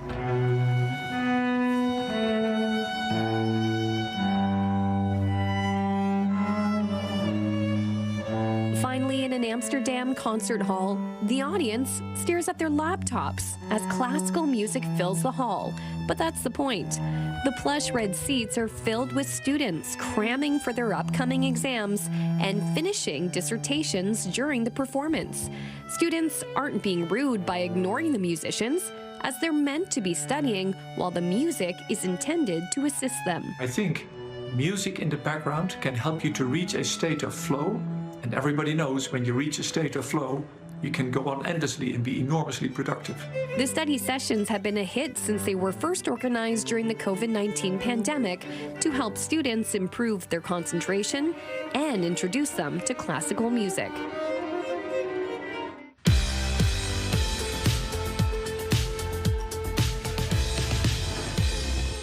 Now we'd like to introduce you to the Maritimers who are marking milestones on today. It's a 102nd birthday for Bob Linden of Moncton. Happy birthday, Bob. 102 years. Wow. Happy birthday. And now we'd like to introduce you to the Maritimers who are marking milestones today. It is a 101st birthday for Ermin Sargent. Happy birthday, 101 years. Wow, that is quite a milestone indeed. Absolutely. Happy birthday. And to see your milestone again or to find out how to submit one, visit our website by scanning the QR code on your screen. And a reminder, milestones must be received 2 weeks in advance. Okay, now to a really cool story. Yeah. So she set records underwater, worked on movie projects, and even taught thing or two to Tom Cruise. And then motherhood and the pandemic inspired a BC freediver to dive back into the job market. CTV's Adam Sawatsky reports. For as long as Mandy Ray Kroc can recall, the water has inspired wonder. Like, I just absolutely loved being underwater. Although she grew up nowhere near the ocean, the discovery of a school library book about scuba diving was a life changer. I'm like, there you go. I'm going to be a dive instructor. After graduating, Mandy moved to the West Coast to teach before being introduced to free diving. And it clicked, and animals approach you more readily. The world opened up. And thanks to a competitive spirit, strong work ethic, and innate talent, Mandy ended up setting more than 7 world records, free diving down 136 meters. That's deeper than the height of a 43-story building. And you're like, wow, I'm at world record depth. And then you're like, okay, got to get up. And you snap back to reality and you start making your way back up because you're only halfway there. Mandy's accomplishments under the sea led her to work on multiple movie projects up on the screen, like playing a pivotal role in the Oscar-winning documentary The Cove and teaching stars like Tom Cruise for this scene in Mission Impossible. He was an amazing student. Like, he picks up stuff like that.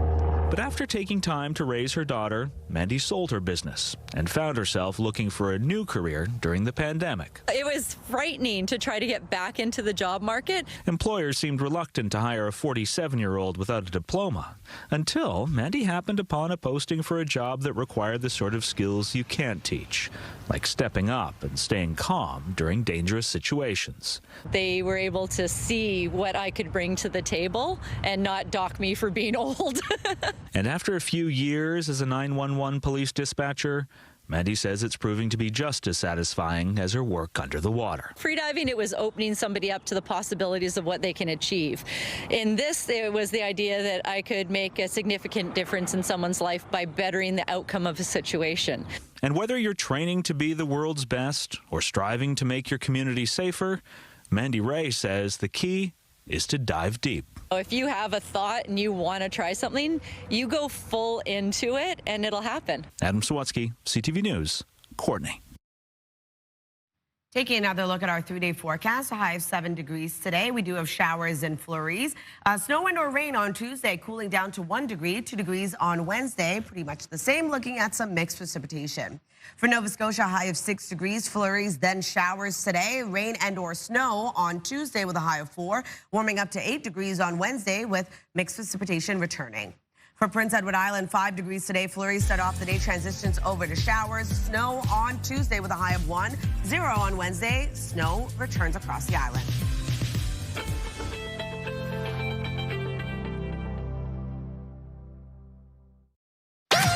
The #1 morning show in Halifax. Turk, Megan, and Amateur Alex. And home to the biggest artists. Halifax's #1 hit music station. 101.3 Virgin Radio.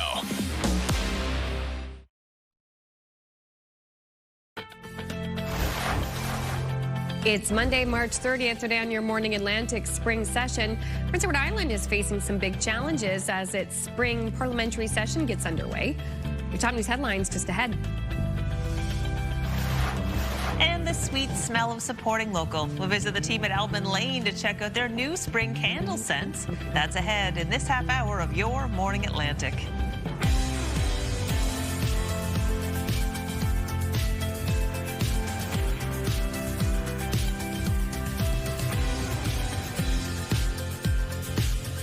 I had an Alban Lane candle on actually last night.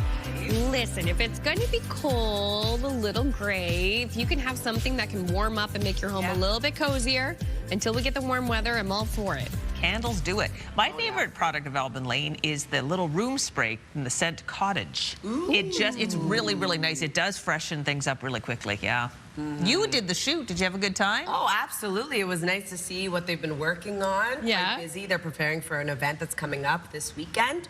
You'll get all the details. But the Cottage is a great It's a great I have the scent. candle in that one. Yeah, it's really nice. It's a little piney, but not too Christmassy. Like, it's just fresh. Yeah. Fresh. Like you might describe the temperature outside on a morning such as this. Absolutely. It is fresh outside right now. Keep that in mind when you are heading out. A bit cooler starting off your day. We are going to see temperatures warm up a little bit later on, but as you can see over in Cape Smoky, it is a cloudier start to the day for parts of Atlantic Canada. We are seeing some sunshine early this morning for parts of the region. As of right now, it is 0 in Halifax, -3 degrees in Sydney, 0 in Charlottetown, -2 degrees in Fredericton, with -8 starting off your day in St. John's, Newfoundland. Factor in that wind chill is going to feel a bit cooler starting off your day, especially over in Newfoundland and Labrador. And we are currently seeing a special weather statement in effect Tuesday night until Wednesday for parts of all 3 maritime provinces. Also have a special weather statement in effect for parts of Labrador with a winter storm warning for parts of Newfoundland. Here's a look at our satellite and radar. A few flurries early this morning for parts of the region. Into the afternoon, we will be seeing showers move in for the Maritimes and a breezy day ahead for the Maritime region. As of right now, 33 kilometers per hour in Canso, 26 into Yarmouth, 22 in Sydney and Grand Etang. Wind gusts of up to 43 kilometers per hour in Canso, 35 in Grand Etang, 31 in Sydney. We'll take a look at your forecast just ahead. For us to look at your local news with Amanda. One person is dead after a helicopter crash in southern New Brunswick. RCMP say the Robinson R-44 helicopter departed Saturday from Fredericton en route to the airport in Sussex. Mounties later got a call that the aircraft was missing, and searchers found the wreckage along with the body of the pilot near the Sussex airport on Sunday. The Transportation Safety Board is investigating. In Nova Scotia, a firefighter was taken to hospital with minor injuries after a fire broke out at a strip mall in Bedford. Crews responded to a fire alarm around 8:30 Sunday at the Jet Legend Sushi restaurant on Hogan Court. The restaurant sustained heavy damage, while the neighboring businesses are dealing with smoke and water damage. All are temporarily closed. The firefighter taken to hospital has since been released. Tributes have been pouring in following the death of one of the first black players in the NHL. The league's Alumni Association says former Washington Capitals winger Bill Riley died at the age of 75. Born in Amherst, Nova Scotia, he played with the Capitals as well as the Winnipeg Jets between 1974 and 1980. He later captained the New Brunswick Hawks to the 1982 Calder Cup championship in the AHL. In 1996, he was the first ever head coach for the Moncton Wildcats, and he was inducted into the Nova Scotia Sports Hall of Fame in 1998. The Capitals say in an online tribute that Riley was a trailblazer who followed in the footsteps of players like Willie O'Ree, and he left a lasting impact on the hockey community. P.E.I. Premier Rob Lance says he has asked for an investigation into a former cabinet minister's handling of a permit issue at a golf club. Lance says a third-party investigation found that Gilles Arsenault, when he was the environment minister, granted an amendment to a wetland alteration permit for the Summerside Golf Club that did not comply with provincial policies. The statement by the Premier came Sunday, just one day after he removed Arsenault from cabinet. The former minister has also been suspended from caucus pending the outcome of the province's Conflict of Interest Commissioner's probe. And P.E.I. is facing some big challenges as its spring parliamentary session gets underway. Familiar issues like affordability and access to health care, but also some unique challenges of their own. CTV's Maria Saru was at the legislature for the opening. The P.E.I. regiment formed an honor guard, while inside, politicians voted in a secret ballot election for a new speaker. Then they heard a speech from the throne that covered a wide range of subjects delivered by the Lieutenant Governor. The province's official opposition said it failed to address some of Islanders' main concerns. I've been on many doorsteps. Cost of living is been a primary one. I didn't hear a lot on that today. P.E.I.'s premier defended his government, saying it has introduced a long list of affordability measures with more to come. You will hear more about that, I promise you, in the days ahead, about how we're addressing affordability and how we're investing in, further investing in affordability for Prince Edward Islanders. So stay tuned on that front. The province's strained primary care system was top of mind for PEI's Green Party leader, Matt McFarlane. We need to get patients, Islanders, affiliated with doctors and nurse practitioners. More than 33,500 people are on the province's wait list for a healthcare provider. NDP party leader Thomas Burley called for more help for oyster harvesters hard hit by two diseases. With the wild oyster industry as well, we'd like to see some action towards enhancement, towards pilot projects to kind of help revitalize that industry. He also noted the need for better cell service across the island. The start of the spring sitting was delayed by a month while the province worked to finalize its operational budget, which is expected to be tabled in April. Maria Saru, CTV News, Charlottetown. Thank you, Maria. Finally, pump prices in New Brunswick, they did increase over the weekend. Here are the numbers. On Sunday, gas increased overnight by 5.6 cents. The maximum price now $1.83.8 a litre. And diesel in New Brunswick jumped by 13.6 cents. The maximum price now $2.57.7 a litre. It's worth noting pump prices did not change in Nova Scotia or PEI this weekend.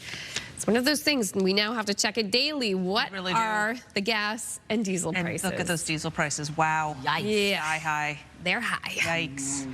Well, let's lighten the mood a little bit, shall we? Let's celebrate an Australian hero dog who's hanging up his collar. He loves his work. That's Bear, the 11-year-old Australian coolie, and he's credited with saving more than 100 koalas from wildfires. What a cute dog. He's now retiring after a decade of service. He was one of the first dogs to be trained on the scent of koala fur to help protect them during wildfire season.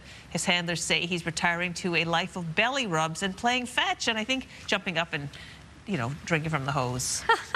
What a cutie. What a cutie. Well deserved. Judy.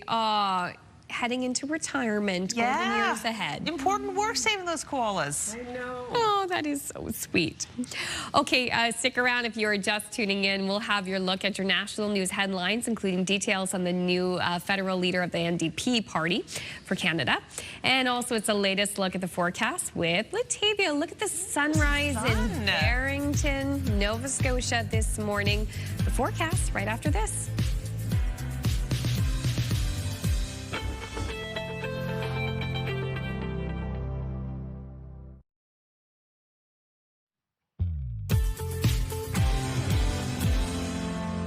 Good morning and welcome back. The time now is 8:11. We're taking a live look at Hampton. A cloudy start to your day. Currently 2 degrees in your area. Temperatures expected to rise a little bit later on, but we are expecting showers, so keep that in mind when you are heading out on your commute this morning. A bit cooler for other parts of Atlantic Canada starting off your day. As of right now, -2 degrees in Fredericton, 0 in Charlottetown, -2 degrees in Sydney, 1 degree in Halifax, -17 in Labrador City, and -5 into St. John's, Newfoundland. Here's a look at the special weather statement currently in effect for Tuesday night until Wednesday. Expected for parts of all 3 maritime provinces, seeing significant snow, ice pellets, and freezing rain to move in on Tuesday. We also have a special weather statement this afternoon until early Tuesday for parts of Labrador, and a winter storm warning also in effect this evening until Tuesday. Could see up to 15 centimeters of snow and wind gusts of 70 kilometers per hour. So we do have some sunshine in the forecast early this morning, but also seeing some active weather in the forecast. A few flurries tracking across Labrador, parts of Newfoundland, and looking at some isolated flurries early in the morning for parts of all 3 maritime provinces. After that clears out, we will be seeing increasing cloudiness, flurries and/or showers for New Brunswick later this morning, before transitioning over to some steadier showers for parts of all 3 maritime provinces. Newfoundland, Labrador still dealing with some snow, and that takes us into tonight. The system starts to break down, still holding on to a chance of some shower activity, and looking at some mixed precipitation for Newfoundland before snow and/or rain moves in tomorrow's forecast. If you're wondering about snowfall totals, looking at around 1 to 5 centimeters for northern New Brunswick, parts of Cape Breton Island. Also going to see around 1 to 5 centimeters of accumulation for parts of Labrador. Newfoundland looking at around 1 to 10 centimeters of accumulation. For our rainfall outlook, 2 to 5 millimeters expected for parts of all 3 maritime provinces. For parts of eastern Nova Scotia, Cape Breton Island looking at around 5 to 10 millimeters, and only 2 to 5 for Port aux Basques.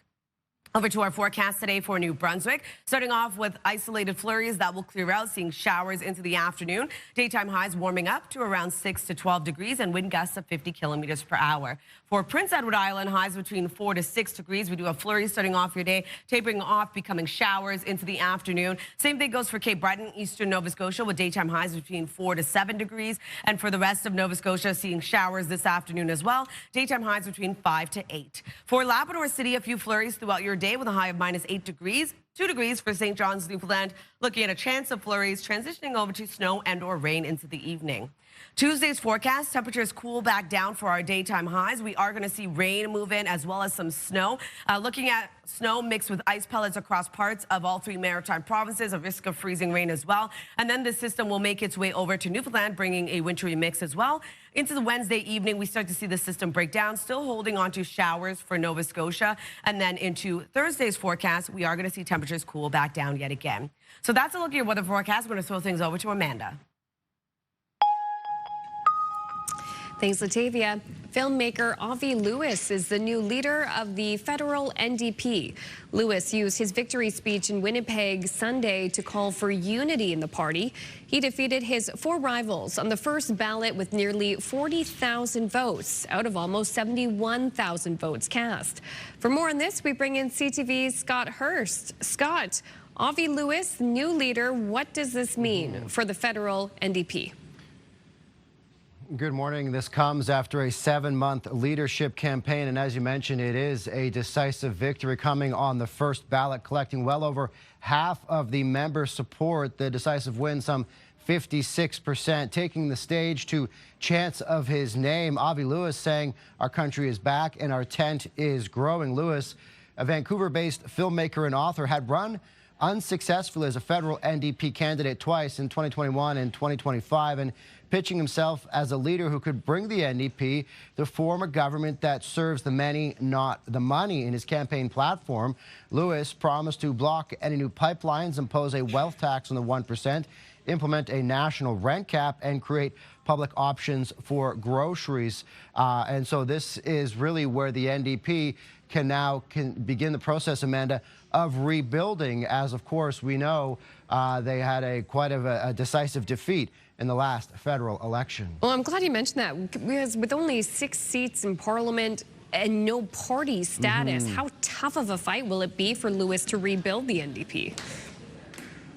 It is a challenging time for the federal NDP. The rebuilding now, however, with the new face at the helm, can begin in that direction. The Democrats' hope could, of course, be more seats in the House of Commons. Lewis himself will need to get a seat in the House of Commons. And then ultimately the electoral gains, they hope, could mean getting more results for Canadians. As you mentioned, just 6 seats in Parliament, losing official party status, so limiting that ability to use the parliamentary mechanisms to better hold the government to account. So the big question, of course, is what's next with a new leader in place? There is a fight for relevancy, as I mentioned, a challenging time for the federal NDP, and rebuilding bridges internally between the federal party and some provincial NDP parties. So despite the strong mandate from members, his ability to unify already being tested, Amanda, celebrated by many, including provincial NDP leader and Manitoba Premier Wab Kinew. Others, however, expressing disappointment. The Alberta and Saskatchewan NDP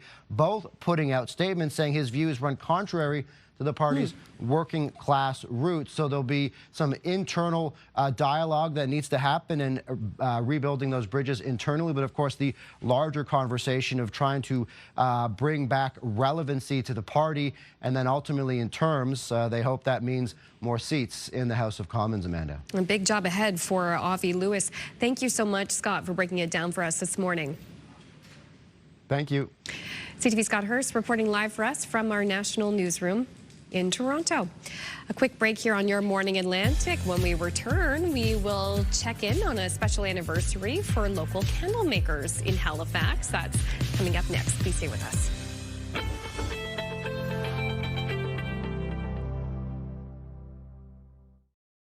Move Mornings with Aaron and Peter. Weekday mornings on Move 100. The most fun in the morning. And home of the $1,000 minute.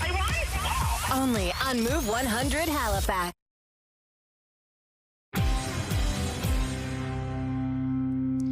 So we're currently in Albin Lane, very excited. Not only do they have a new collection, but they also have some very exciting news to share. Joining me now is Becca and Jesse, the founders of Albin Lane Candle Company. And first, we're going to talk about the fact that we're in your new store. You've been here almost a year now. Tell us what it's been like. Honestly, crazy. This neighborhood has been so welcoming, and it's just been such a wonderful change being able to have like all of our production in one room and then have a little storefront up front. It's just been a dream, honestly. It's beautiful, and not only that, it smells divine. And so last time we talked, we were talking about your summer collection, which I am obsessed with. I keep using little pieces just because I need to savor it all. So tell us about your new spring collection. I've been hearing great things so far. So our new spring collection is actually breakfast brunch inspired collection. We want to do something new. We've never done different labels the entire time we've been in business. So we did have little doodles on all the labels, and we've got a cereal scented candle, strawberry rhubarb jam, latte, toasted croissant, and we had so much fun shooting it all and putting together a big breakfast spread and then eating it. And people have been loving it. We're so happy with the reception of this collection. I am excited to smell them in just a little bit, but before that, very exciting news. Not only are you going to have a really cool event taking place, but you're celebrating 5 years of business. Congratulations. Thank you. So tell us about the event that's going to take place. Yeah, so this Saturday from 10 to 4, we're actually going to have the shop open, and we're never open on Saturdays, which is crazy. So for those 6 hours, we're going to have some exclusive products, brand new products. We're going to have some discounts, which we also never do sales, but we're going to have some goodie bags and some discounts as well. We're going to have some local goodies and treats, and we're just really excited to be open and getting to celebrate with people that are the reason we're even at 5 years in the first place. Absolutely. I remember the last time you did a big bash, you could barely even get in the door. Yeah. It was jam-packed. Yeah. That's great. That means you have a great turnout. The local community supports you. So if they want to learn additional information about your business, where should they head to? Yeah, heading to our Instagram. We're the most active on there for sure, but also our website, albinlane.com. But if you're looking for like event info or specific like in the moment happenings, our Instagram at Albin Lane Candle Co. would definitely be the best spot to reach us. Amazing. All right. Well, let's check out the scents then. Let's do it. Taking a look at our 3-day forecast, a high of 7 degrees today, a bit of sunshine before increasing cloudiness. Then we're seeing showers move in this afternoon. On Tuesday, a high of 1. We have another low pressure system making its way over, bringing snow and or rain. Also going to see a risk of freezing rain into the afternoon. On Wednesday, looking at a high of 2 degrees, snow and or rain will continue. For Nova Scotia, a high of 6 degrees today, a chance of some isolated flurries early on, transitioning over to steadier showers into the afternoon. 4 degrees on Tuesday with rain and or snow, a risk of freezing rain as well. And then on Wednesday, warming back up above seasonal for your daytime highs. We are going to see mixed precipitation return with rain and or snow, but cooling back down into the overnight hours with -4. For Prince Edward Island, 5 degrees, looking at flurries starting off the day, then tapering off. We are going to see showers into the afternoon, though. And then on Tuesday, cooling back down 1 degree, looking at periods of snow right across the island. And then on Wednesday, cooling down further, 0, with periods of snow yet again across the island. We're going to throw things over to Crystal.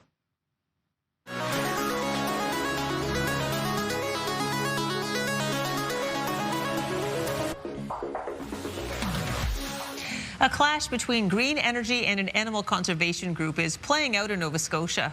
The northern part of the province is home to an endangered moose population, where the province also wants to put up wind turbines. CTV's Paul Hollingsworth has more.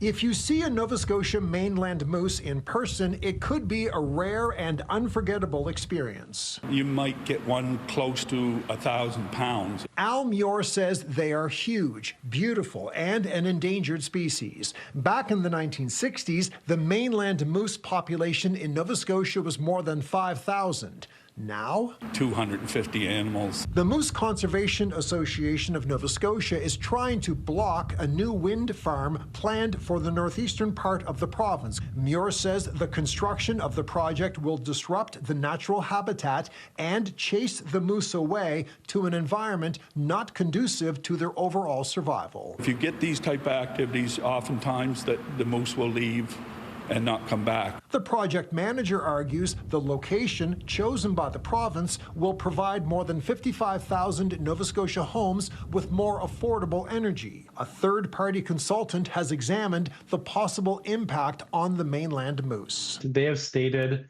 that they don't envision any significant adverse effects to the environment from our project. According to Al Muir, the Moose Conservation Association of Nova Scotia doesn't have a problem with building wind farms.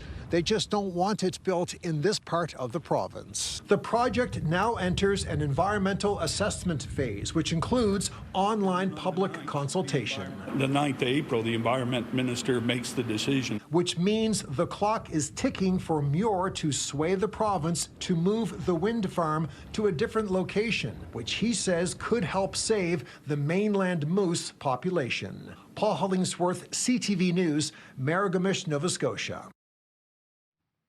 Time now is 8:26. We're taking a live look at Lockport. 3 degrees starting off your day. We do have showers expected into the afternoon, so enjoy that sunshine while it lasts. Stick with us. We'll be right back.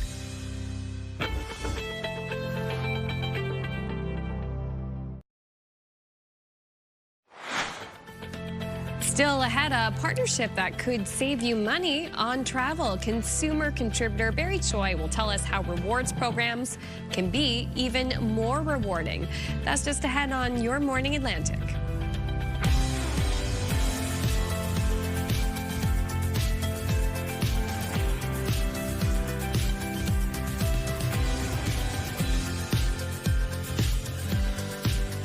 Good morning, Atlantic Canada. Thank you so much for joining us. The time now is 8:30. Still having half an hour of the show. And it's cold outside. It sure is. Oh, yeah, it's brisk. It's fresh. It's not as cold as it was on the weekend, though. It's much warmer than that. Thank goodness for that. Yeah. Listen, we don't have to worry about bugs right now. That's a great thing. It's true. Mosquitoes, You know what? not I thriving. can't stand bugs, but I'd take them right now if that means warmer weather. It's coming. It is coming. Gives me hope we haven't wasted any of the beautiful weather yet. This is true. Still coming. We can prepare for it. I don't have to say, oh, it's too hot. I have not had to say that. We never said that. No, Amanda actually literally never said that. So what are we looking at right now? Well, we're looking at a bit of sunshine early on. Look There how you beautiful go. the morning is. Right? And look at good luck whenever we see a bird in the camera. It's good luck. Remember I made that up the other day?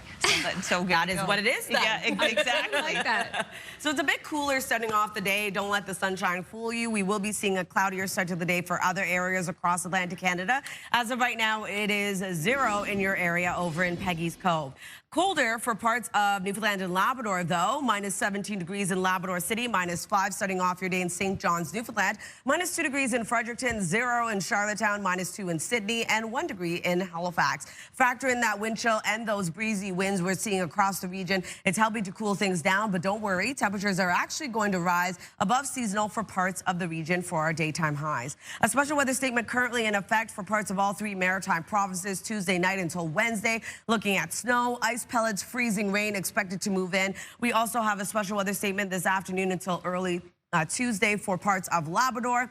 And then for Newfoundland, looking at a winter storm warning this evening until Tuesday. So starting off early on, we are expecting a few flurries tracking across parts of Atlantic Canada. Then into the afternoon, seeing showers move in for all 3 maritime provinces. It's going to be a bit breezy as well today. As of right now, sustained wind 28 kilometers per hour in Canso, 30 into Yarmouth and St. John, New Brunswick. Wind gusts getting up to 41 right now in St. John, as well as Yarmouth and Halifax and Canso, 33 in Lunenburg. We'll take one last look at your forecast just ahead, but first, one last look at your local news with Amanda. Thank you, Latavia. One person is dead after a helicopter crash in southern New Brunswick. RCMP say the Robinson R-44 helicopter departed Saturday from Fredericton en route to the airport in Sussex. Mounties later got a call that the aircraft was missing, and searchers found the wreckage along with the body of the pilot near the Sussex airport on Sunday. The Transportation Safety Board is investigating. In Nova Scotia, a firefighter was taken to hospital with minor injuries after a fire broke out at a strip mall in Bedford. Crews responded to a fire alarm around 8:30 Sunday at the Jet Legend sushi restaurant on Hogan Court. The restaurant sustained heavy damage, while the neighboring businesses also dealing with smoke and water damage. All are temporarily closed. The firefighter taken to hospital has since been released. Tributes have been pouring in following the death of one of the first black players in the NHL.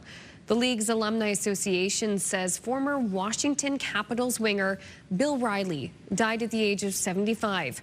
Born in Amherst, Nova Scotia, he played with the Capitals as well as the Winnipeg Jets between 1974 and 1980. He later captained the New Brunswick Hawks to the 1982 Calder Cup Championship in the AHL. And in 1996, he was the first ever head coach for the Moncton Wildcats. He was inducted into the Nova Scotia Sports Hall of Fame in 1998. The Capitals say in an online tribute that Riley was a trailblazer who followed in the footsteps of players like Willie O'Ree, and he left a lasting impact on the hockey community. P.E.I. Premier Rob Lance says he has asked for an investigation into a former cabinet minister's handling of a permit issue at a golf club. Lance says a third-party investigation found that Gilles Arsenault, when he was the environment minister, granted an amendment to a wetland alteration permit for the Summerside Golf Club that did not comply with provincial policies. The statement by the premier came Sunday, just one day after he removed Arsenault from cabinet.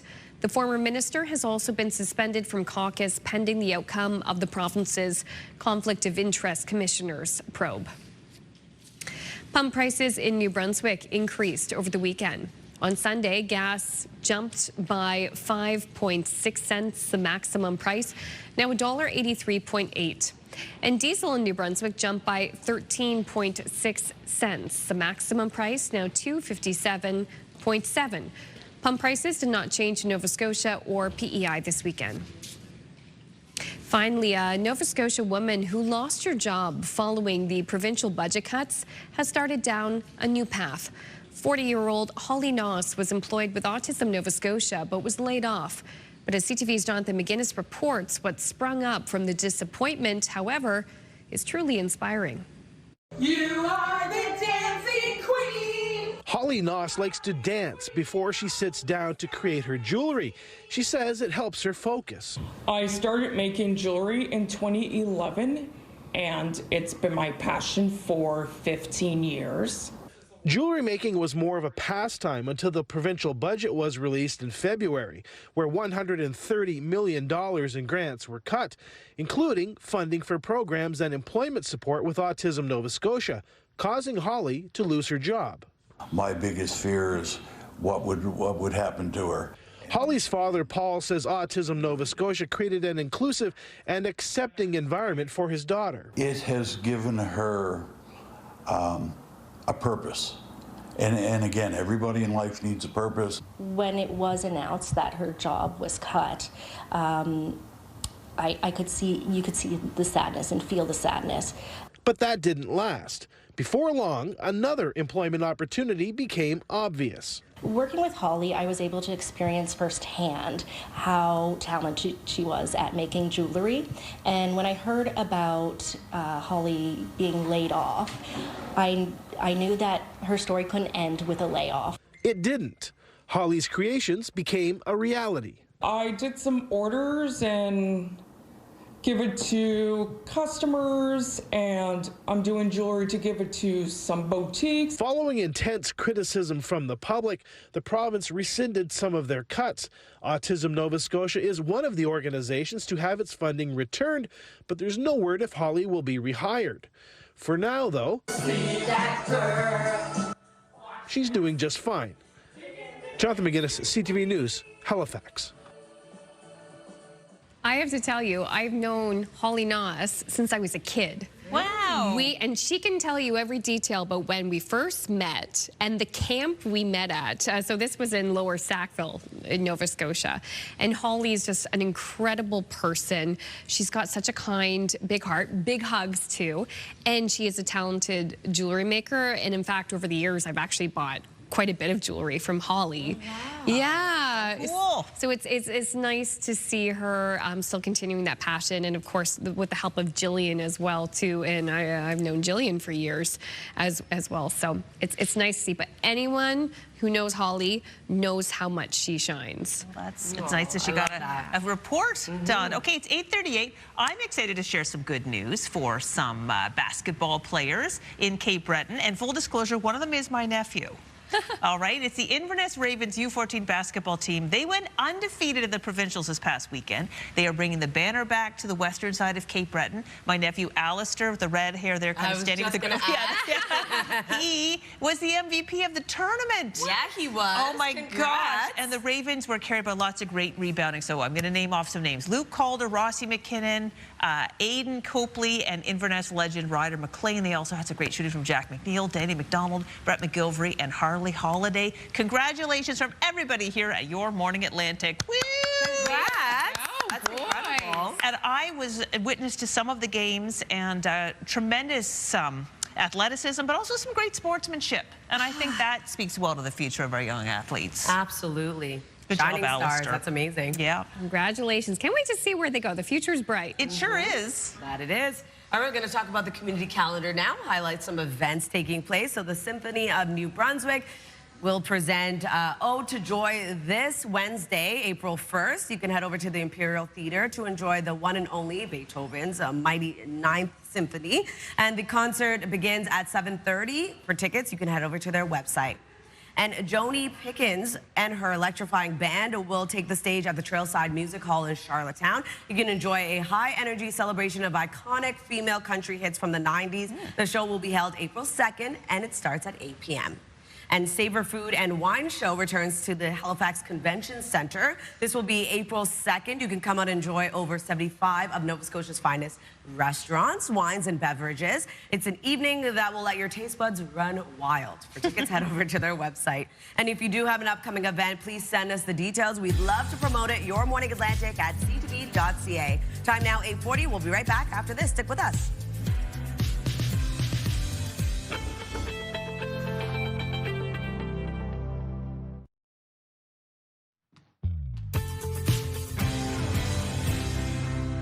Welcome back. The time now is 8:43. We're taking a live look at Belle Island. -6 degrees starting off your day. A bit of sunshine, though. We are expecting a chance of flurries into the afternoon. Something to keep in mind if you are heading out today. A cool start to the day early this week, and then we are going to see temperatures rise into the afternoon.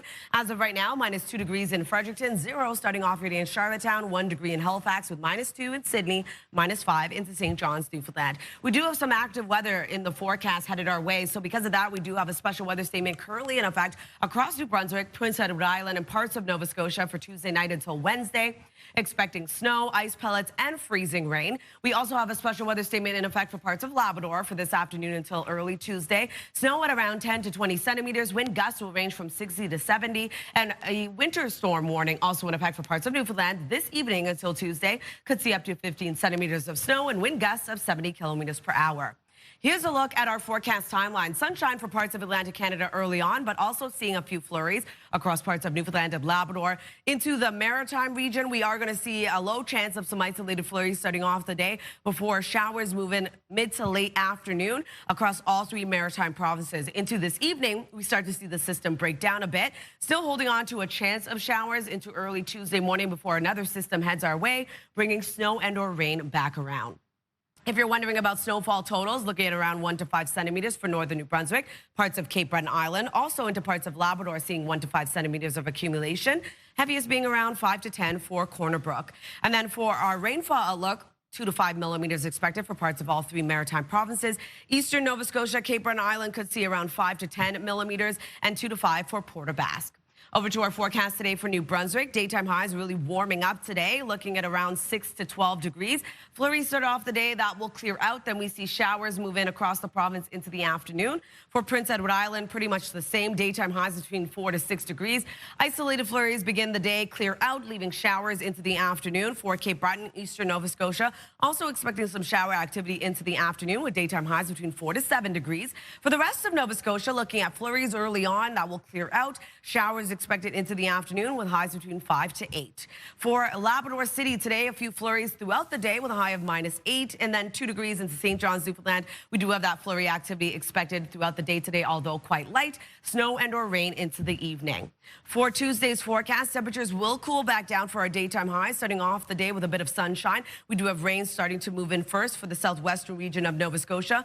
Will continue across all 3 maritime provinces. Snow and or rain, also looking at snow mixed with ice pellets for central New Brunswick, and looking at a risk of freezing rain for parts of all 3 maritime provinces. Into Wednesday night, this system makes its way over to Newfoundland, bringing a bit of a wintry mix, and still seeing showers into the overnight hours for Nova Scotia. So that's a look at weather forecast. I'm going to throw things over to Crystal. Thanks, Latavia. It's 8:46. Now, we love to travel and we love to save money on travel. And lucky for us, our next guest has some advice to help us do both. And it involves making the most of reward programs. Please welcome back our partner and consumer contributor, Barry Choi. Good morning, Barry.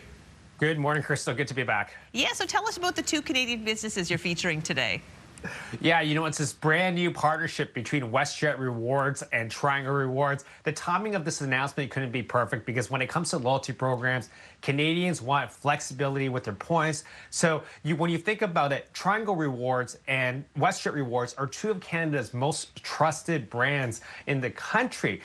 So when members link their accounts, they'll be able to spend once and earn twice. What that means in practical terms is that you'll be able to earn WestJet Rewards and Triangle Rewards on purchases such as tires, sporting equipment, party supplies, flights, vacation packages, and even checked baggage. Okay, why does this partnership matter now specifically?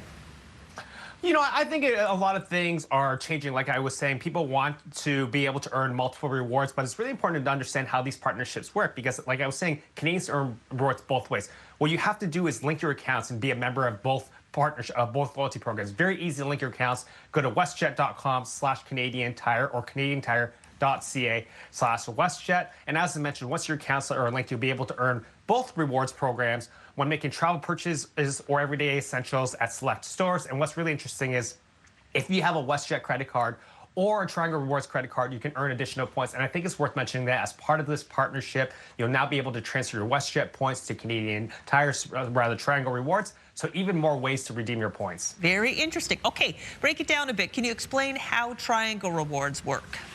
Yeah, that's a great question. So if viewers don't know, Triangle Rewards is actually the loyalty program for Canadian Tire and other great stores such as Party City, Sport Chek, Marks, and more. Now, I don't know about you, Krista, but I loved Canadian Tire money, the physical money. It was one of the things my dad taught me about financial literacy at the beginning. Now what's interesting is I'm teaching him about the digital currency because it's now all done via the app. My dad's not tech savvy, so I'm showing him how it works. But what I taught him just recently is that Triangle Rewards actually has a swap offers feature. So when he's shopping at a branded store and he's looking for an offer, he can swap it with someone else. So there's always savings. And I also told him, one quick other tip, is that you can use any amount of points you've earned, or rather dollars, Canadian Tire money, and on any redemption, no minimum requirement. Interesting. That is good, important information. Now, what about WestJet Rewards? Any tips about using them? Yeah, so obviously WestJet Rewards is a loyalty program for WestJet, and what's different about this program is there's no complicated rewards chart and no blackout dates, so you can use your points on any flight. Plus, as I was mentioning, you can also use it on seat selection, baggage fares, and even paying for your taxes. And just recently, WestJet introduced an e-store where you can earn even more WestJet Rewards points when making purchases at hundreds of everyday retailers. And if you pay with a WestJet RBC credit card, you're earning even more rewards. And I think it's worth mentioning that the WestJet credit card has a World Elite version, which gives you your free checked bag, your first one free, a companion voucher, and the ability to earn points towards status. And just recently, WestJet introduced new domestic and international routes to the Azores and Cardiff. And one final thing I want to say about WestJet Rewards is as part of this partnership, you can now get Canadian Tire's famous Frank snacks on the planes directly. Well, this is really neat. It's kind of like 2 heads are better than one. Barry, we really appreciate this little breakdown of these rewards systems for us. No problem, anytime. All right, that was our consumer and travel contributor, Barry Choi. We have one more break on the show, then we'll be back to wrap up the show right after this. We're soaring right along here on This Morning. It's 8:50 a.m.